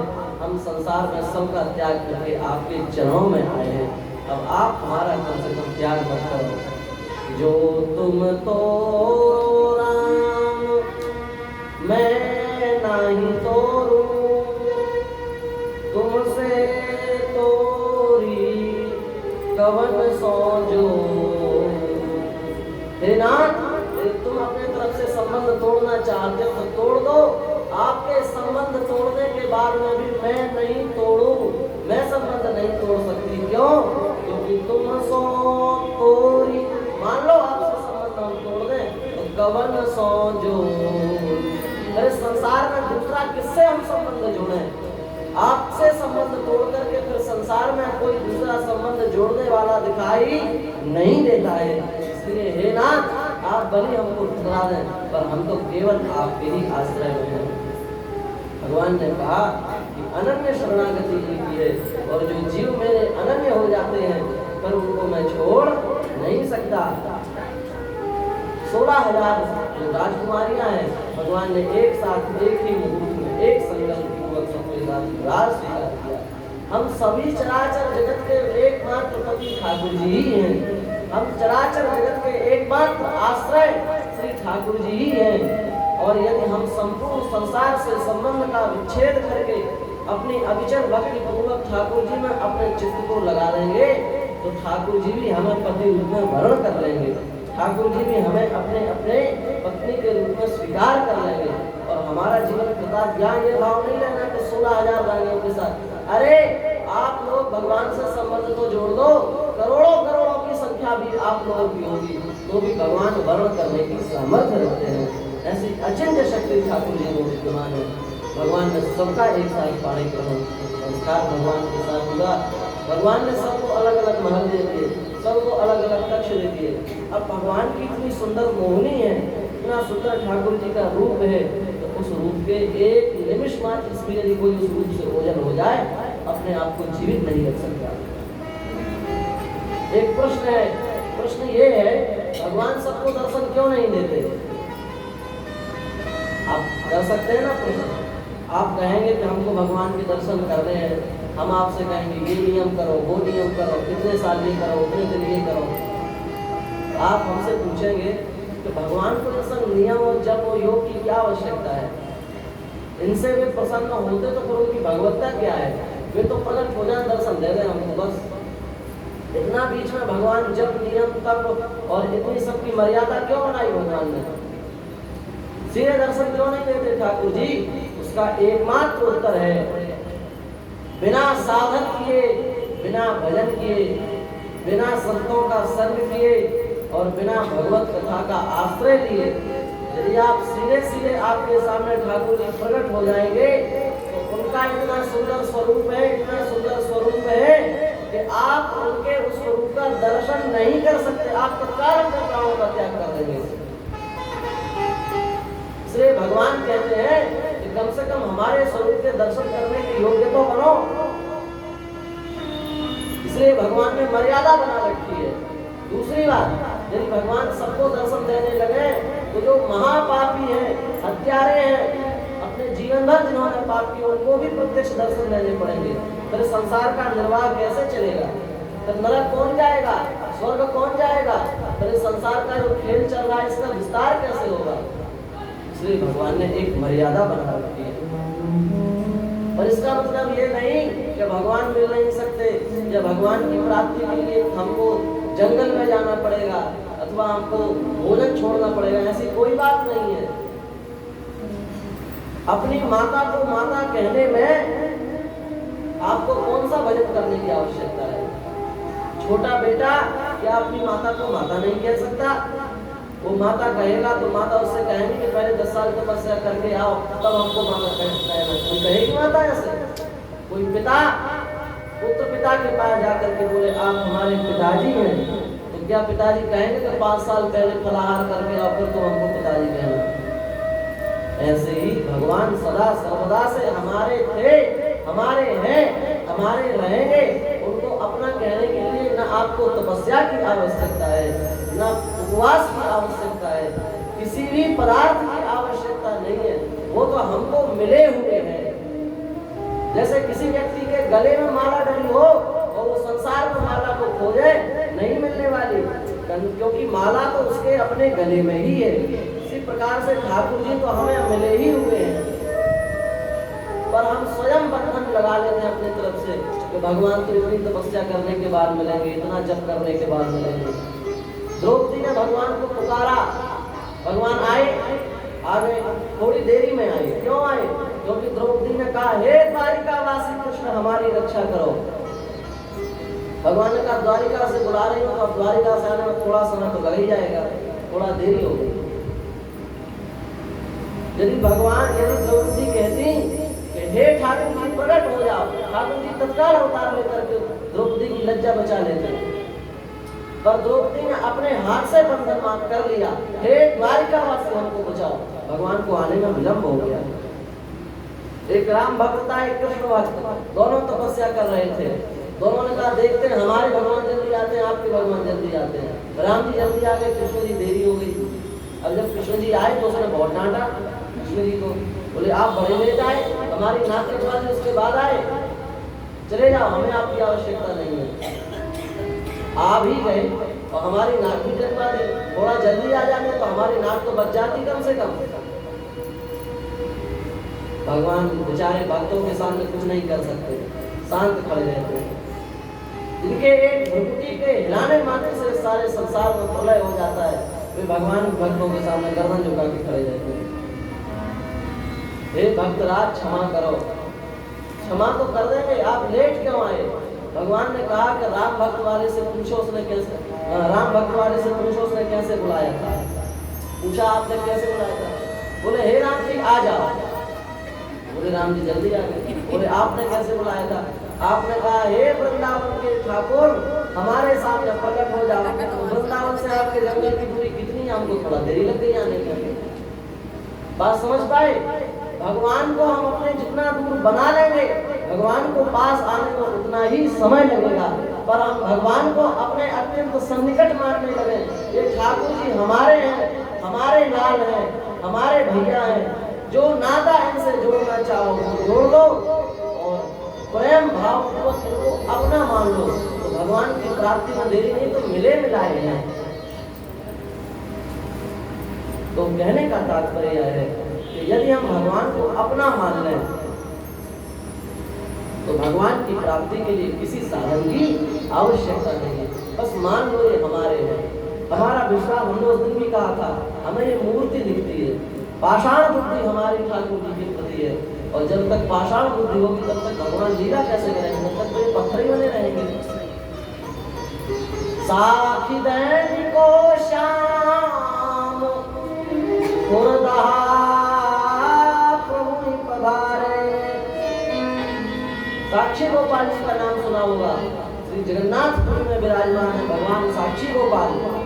पहले वे वृंदावन में विराजते थे और एक ब्राह्मण, एक वृद्ध ब्राह्मण और एक युवा ब्राह्मण दोनों तीर्थ यात्रा कर रहे थे। ध्यान देकर के सुनो, दोनों तीर्थ यात्रा कर रहे थे। एक वृद्ध था, एक युवा था, जवान ब्राह्मण था, एक वृद्ध था। वो वृद्ध जो ब्राह्मण था वो बीमार पड़ गया रास्ते में। उसके घर परिवार के लोग छोड़ करके आगे बढ़ गए। बोले इसके चक्कर में तुम्हारी बस ही छूट जाएगी, और यात्रा कैसे होगी? तीर्थ यात्रा होगी। परिवार के लोग आगे चले गए, पर वो जो युवा ब्राह्मण था वो भगवान का सच्चा भक्त था। उसने विचार किया कि हम यदि इस ब्राह्मण को छोड़कर के तीर्थ यात्रा करेंगे तो हमारी तीर्थ यात्रा भी निष्फल हो जाएगी। इसलिए वो ब्राह्मण की सेवा में लग गया। और जब ब्राह्मण स्वस्थ हो गया तो युवा और वृद्ध दोनों ब्राह्मण वृंदावन आए और वृंदावन में साक्षी गोपाल के मंदिर में आए। साक्षी गोपाल के सामने आकर के उस वृद्ध ब्राह्मण ने कहा कि आपने हमारी बड़ी सहायता की। जब हमारा घर परिवार ही हमें छोड़ करके चला गया तब आपने हमारी सहायता की, आपने हमारे शरीर की रक्षा की, आपने हमारी सेवा की, हम आपसे प्रसन्न हैं और हम साक्षी गोपाल ठाकुर जी विराजमान हैं, इनके सामने वचन देते हैं आपको।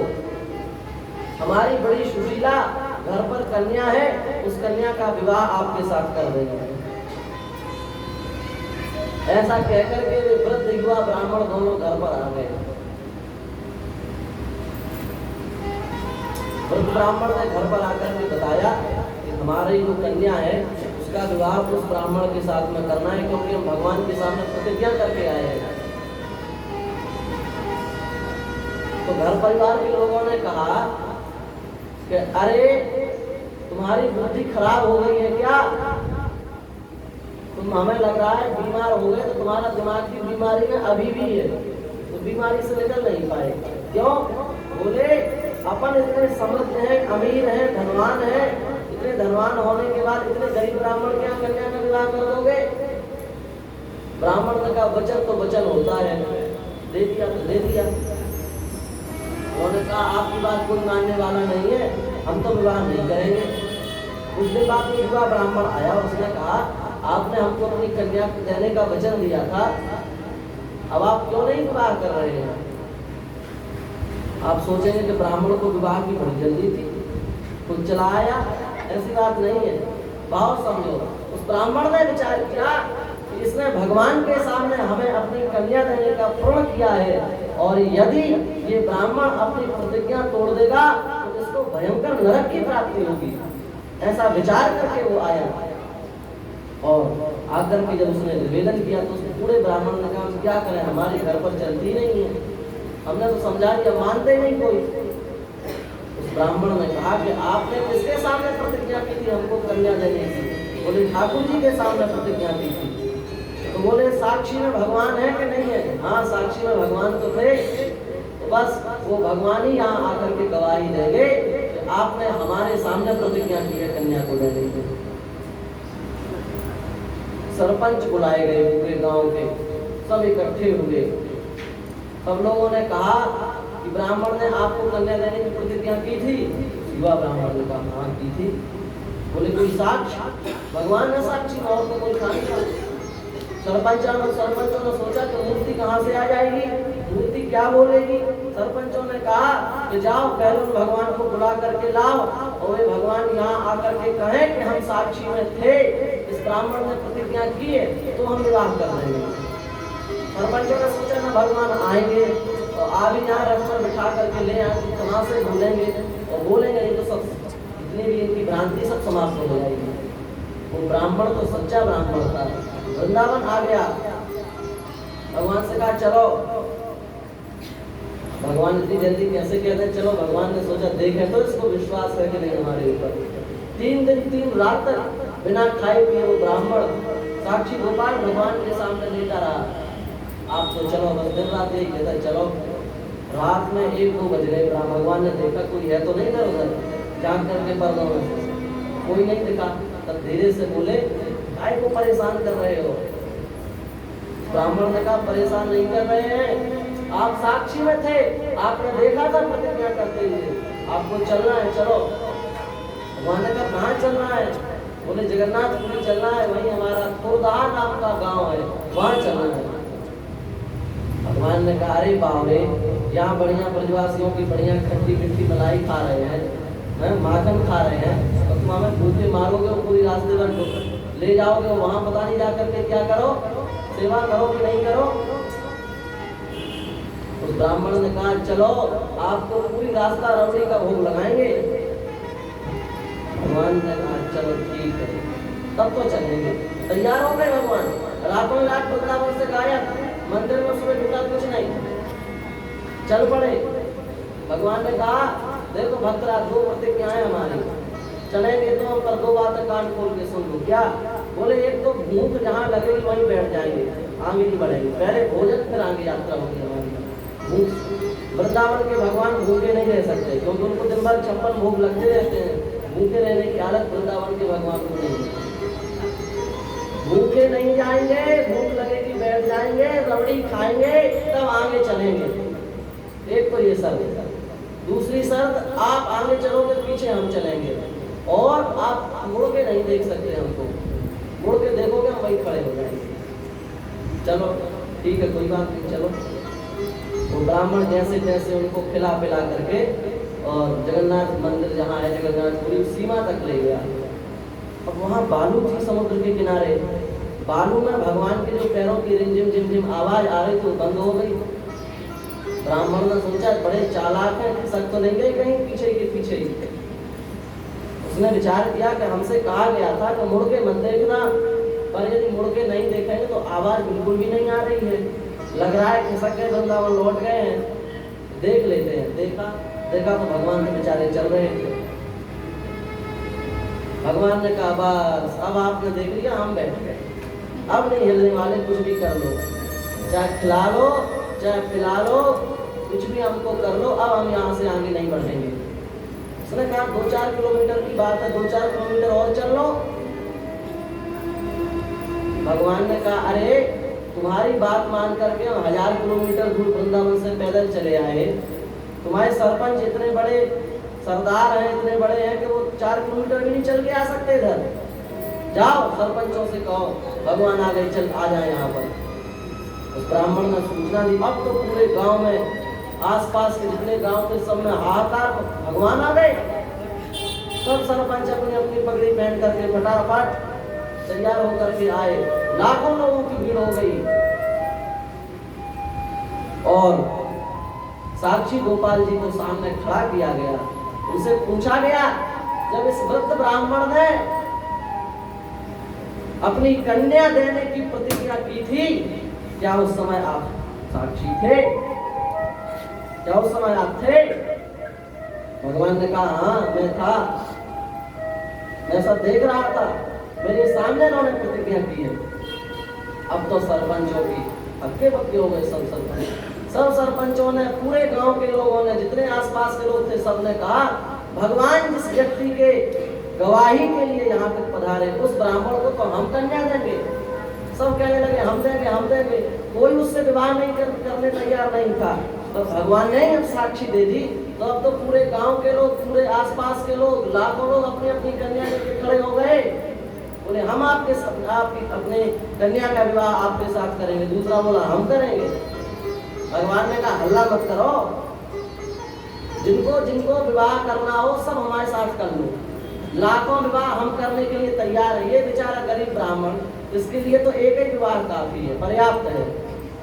हजारों विवाह करना तो हमें ही अच्छा लगता है। 16,000 तो हम पहले से ही किए हैं और आप लोगों में से किसी का भाव तो भी कर लो, इसको परेशान मत करो। ये तो जिसके लिए हम साक्षी देने आए थे उसी कन्या से इसका विवाह होगा। और आज भी भगवान साक्षी गोपाल खुर्दा गांव में आज भी विराजमान है। ये सतयुग की घटना नहीं है, त्रेता की भी नहीं है, द्वापर की भी नहीं है, भयंकर कलिकाल की घटना है, कलयुग की घटना है। पर ये घटना हमारे साथ क्यों घटित नहीं होती? क्योंकि हम इनको मूर्ति मानते हैं, भगवान नहीं मानते।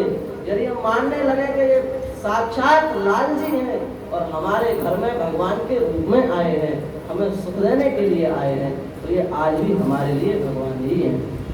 साखी देन को श्याम खुर्दा प्रभु पधारे। साक्षी देने के लिए भगवान यहाँ से वहां चले गए। भगवान कहाँ से बात उठी थी? ये बात उठी थी, हाँ भगवान ने सबके साथ विवाह कर दिया। 16,000 कन्याओं के साथ भगवान ने विवाह कर लिया। क्यों? क्योंकि उनका भगवान के प्रति भाव था। उन्होंने संसार से सबसे संबंध को तोड़ करके केवल भगवान के संबंध को स्वीकार किया, इसलिए भगवान ने सबके साथ विवाह करना स्वीकार कर लिया। हम यह निवेदन कर रहे थे, हम लोग भी यदि सच्चे भाव से भगवान संसार की आसक्ति का त्याग करके भगवान के प्रति आसक्त चित्त हो जाए तो आज भी ठाकुर जी कृपा करने के लिए पधारेंगे। आज भी भगवान हम सबके ऊपर कृपा करेंगे। श्री वृंदावन बिहारी लाल की जय। इसके बाद में भगवान के जो पुत्र हैं प्रद्युम्न, उनके भी जो पुत्र हैं अनिरुद्ध, उनका विवाह भगवान ने किया। अनिरुद्ध जी का विवाह जो है वो तो भगवान के जो साले हैं रुक्मिणी उनकी कन्या से हुआ, और दूसरा विवाह अनिरुद्ध का बाणासुर की पुत्री जो पूषा नाम की कन्या थी उससे हुआ। पूषा को अनिरुद्ध से प्रेम हो गया और अनिरुद्ध को बुला लिया गया। उनकी जो सखी थी चित्रलेखा, वह बड़ी कलावती थी, बड़ी मायाविनी थी। वो अनिरुद्ध जी को रातों रात ले आई। बाणासुर को पता चला, उसने बंदी बना लिया। नारद जी को समाचार लेकर के द्वारिका पहुंच गए। भगवान द्वारिका से पूरी सेना के साथ में आए। बाणासुर भगवान शिव का बहुत बड़ा भक्त था, वह शिव जी के शरण में गया। शिव जी युद्ध करने के लिए आए, पर भगवान ने जृंभणास्त्र का प्रयोग कर दिया। जृंभणास्त्र माने आलस्य के अस्त्र का प्रयोग कर दिया। शंकर जी जमाने लगे, उनको जमवाई आने लगी। जमवाई लेते ही रहने भगवान अंदर घुस गए। बाणासुर की समस्त भुजाओं को काट डाला। केवल 4 भुजाएं बाणासुर की शेष बची। उसी समय उनकी माता आ गई। माता ने आकर के प्रार्थना की है। भगवान ने कहा, यह तो हमारे परम भक्त बलि का पुत्र है, इसको हम मारना नहीं चाहते, बस इसका अभिमान अधिक हो गया था, इसलिए इसको दंड देना आवश्यक था। बाणासुर बड़ी प्रसन्नता से आया। उसने अपनी पुत्री का विवाह ठाकुर जी के साथ में कर दिया। नहीं, उसने अपनी पुत्री का विवाह ठाकुर जी के जो पौत्र हैं अनिरुद्ध, उनके साथ में कर दिया। बोलिए अनिरुद्ध भगवान की जय। अनिरुद्ध है, प्रद्युम्न है, ये सब भगवान ही है, क्योंकि भगवान के अंश से जो उत्पन्न होगा वह कोई संसारिक व्यक्ति नहीं हो सकता, सामान्य प्राणी नहीं हो सकता। ये भगवान के विशिष्ट अंश है, और गोलोक में भी भगवान के साथ नित्य विराजमान रहते हैं। ये प्रद्युम्न जी हैं, अनिरुद्ध जी हैं, ये सब विराजमान हैं। समस्त स्त्रियों से 10-10 पुत्र, एक कन्या उत्पन्न हुई है, और इस प्रकार से 56 करोड़ यदुवंशियों का विशाल साम्राज्य भगवान ने स्थापित किया। अब भगवान अपने पुत्र पौत्रों के साथ में समस्त संस्कार देते हुए उनके साथ लीला करते हैं, उनके साथ विहार करते हैं। भगवान की दिनचर्या कैसी है? प्रातः काल सूर्योदय से पहले ही उठ जाते हैं। गृहस्थों की दिनचर्या कैसी होनी चाहिए? ठाकुर जी से सीखें। ठाकुर जी इतने व्यस्त रहते हैं, इतने घर के कार्यों को करते हैं, परिश्रम से श्रांत हो जाते हैं, उसके बाद भी भगवान सूर्योदय से पहले अपने बिस्तरों का त्याग कर देते हैं। शास्त्रों में लिखा है, ब्राह्मे मुहूर्ते उत्तिष्ठेत स्वस्थो रक्षार्थ आयुषा। अपनी आयु की रक्षा के लिए समस्त स्त्री पुरुष जो भी है सबको चाहिए वे ब्रह्म मुहूर्त में उठें। यदि सोते सोते सूर्योदय हो जाए, दिन भर व्रत करने का विधान है, दिन भर भूखे प्यासे रहो। और आजकल तो सिटी का फैशन ही बन गया, 10 बजे तो बिस्तर से ही उठना है। 2 बजे रात आती है और 10 बजे सूर्योदय होता है ना। 2 बजे रात आती है, 2 बजे तक मोबाइल महाशय जी है ना वो चलते हैं, और 2 बजे रात्रि आती है और 10 बजे सूर्योदय होता है। भगवान से सीखो, भगवान का चरित्र सीखने के लिए। भगवान श्री कृष्ण इतने व्यस्त होने के बाद भी 56 करोड़ यदुवंशियों के विशाल साम्राज्य में रहने के बाद भी सूर्योदय से पहले अपने बिस्तरों का त्याग कर देते। हमसे पूछो, अरे इतना बड़ा घर है कि प्रपंच में रात हो जाती है, सुबह लेट हो जाता है। भगवान का बड़ा घर नहीं है आपका घर, तो भगवान के घर के सामने एक अंश भी नहीं। 56 करोड़ घर है, 56 करोड़ यदुवंशी है, हजारों लाखों की संख्या में महल है। भगवान कितने थक जाते होंगे, पर भगवान हम लोगों को शिक्षा देने के लिए सूर्योदय से पहले ही अपने आसन का त्याग कर देते हैं। स्नान ध्यान करते हैं, उसके बाद में नित्य प्रति संध्या करते हैं और अपनी पूर्ण दिनचर्या का पालन करने के बाद में ब्राह्मणों को प्रणाम करते हैं। देखो, सूर्योदय से पहले अपने बिस्तरों का त्याग कर दें और बिस्तरों का त्याग करने के बाद में पृथ्वी माता की प्रार्थना करनी चाहिए। प्रार्थना ना आती हो तो कम से कम पृथ्वी को प्रणाम करना चाहिए। क्यों? क्योंकि हम लोग जो कुछ भी खा रहे हैं, जो कुछ भी पी रहे हैं, जो कुछ भी हमारे पास है, वह सब पृथ्वी की ही कृपा है। हमारे यहाँ आभार, हमारी संस्कृति में जिससे भी हमको जो कुछ भी प्राप्त होता है उसके प्रति आदर का भाव हमको समझाया गया है। आप सब कथा जानते हैं, पृथु महाराज ने पृथ्वी का दोहन किया और उस पृथ्वी के दोहन से ही संपूर्ण पदार्थों की उत्पत्ति हुई है। इसलिए पृथ्वी का हमारे ऊपर बहुत आभार है। देखो, हम पृथ्वी को खुदेरते हैं, पृथ्वी पर कुछ भी चीज पटक देते हैं, पवित्र अपवित्र सब प्रकार की वस्तुएं हम पृथ्वी पर फेंक देते हैं, और पृथ्वी कितनी क्षमाशील है, हम पर कभी क्रोधित नहीं होती। इसलिए पृथ्वी को रोज प्रणाम करना चाहिए। समुद्र वसने देवी पर्वत स्तन मंडिते विष्णु पत्नी नमस्तुभ्यं पादस्पर्शं क्षमस्व मे। पृथ्वी की स्तुति करनी चाहिए, पृथ्वी की प्रार्थना करनी चाहिए।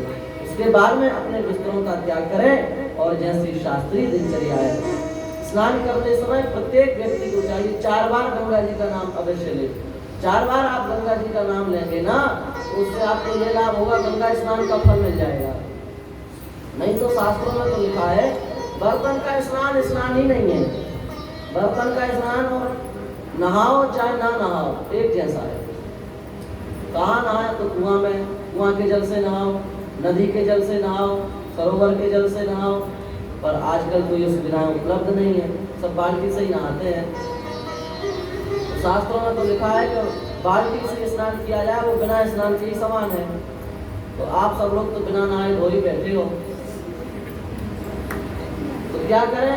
4 बार गंगा जी का नाम लो। 4 बार गंगा जी का नाम लेने से आपकी बाल्टी में ही गंगा जी आ जाएंगे, और आपको जो गंगा स्नान का फल है और गंगा स्नान का फल आपको घर बैठे प्राप्त होगा। इस प्रकार से व्यवस्थित हमारी दिनचर्या होनी चाहिए। भगवान ने शिक्षा दी, और ब्राह्मणों की कितनी महिमा है, इस विषय में राजा नृग की कथा आई है।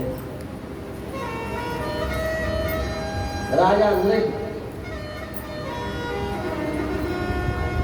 तुम्हें बताया था, लक्ष्य गौदे अन्न खाते थे, 1 लाख गायों का दान करते थे, और गिरगिट बन गए। क्यों गिरगिट बन गए? क्योंकि वो ये नहीं मानते थे कि ये दान ठाकुर जी की कृपा से हो रहा है, ये दान करने की सामर्थ्य हमको ठाकुर जी दे रहे हैं। यह बात राजा नृग नहीं मानते थे। कि लाख गायों का दान करने के बाद भी अभिमान में रहते थे। लक्ष्य गौदे अन्न खाते थे, राजा नृग से प्यारे।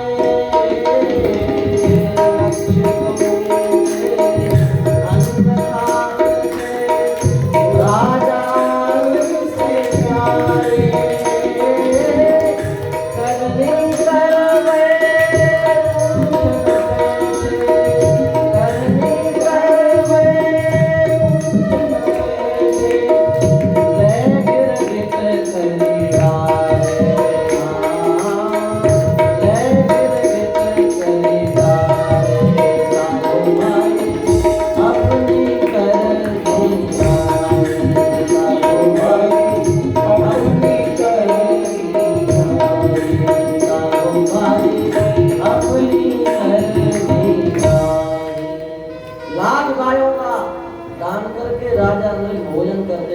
पानी पीते थे, और इतना दान करने के बाद भी राजा नृग क्या बन गए? गिरगिट। क्यों बन गए? उनको अपने दानपन का अभिमान था। हम पहले दिन से ही निवेदन कर रहे हैं, किसी भी वस्तु को जो हमें भगवान की कृपा से प्राप्त हुई हो, वह मान लो हम दान कर रहे हो, तो वह इस भाव से दान नहीं करनी चाहिए कि मैं दान कर रहा हूं। देखो, अपने पुण्य को जितना बने छुपाना चाहिए। पुण्य जितना छुपेगा उतना ही प्रभावशाली होगा, और पाप जितना प्रकट होगा उतना ही उस पाप का जो प्रभाव वो कम हो जाएगा। हम लोग उल्टा करते हैं, पाप अपने छुपाते हैं और पुण्यों को तो प्रचार प्रसार होता है। आपने सुना होगा कथाओं में नाम बोलते हैं, इस व्यक्ति ने इतने हजार का दान किया, हजारों लाखों लोग सुनते हैं, जो कथा में बैठे वो भी सुनते हैं और जो लाइव सुन रहे हैं वो भी सुनते हैं। उस दान का प्रभाव बहुत कम हो जाता है। आप दान करें, किसी को मत बताएं हमने दान किया, दान की बात नहीं, आप कोई भी पुण्य कर्म करें, किसी ब्राह्मण को भोजन करा दें, किसी को भिक्षा दे दें, कोई भी आप कार्य कर रहे हैं जो आपको लगता हो कि हमारे द्वारा पुण्य कार्य किया गया, उसकी चर्चा किसी के साथ मत करो, तब वह पुण्य प्रभावशाली बनेगा। और आपसे जो पाप बना हो, जो आपको लगता हो या हमसे गलती हुई है, वो आप अवश्य अपने गुरुजी से, अपने माता से, अपने पिता से अथवा आपके घर परिवार में जो बड़े हैं उनसे उस पाप को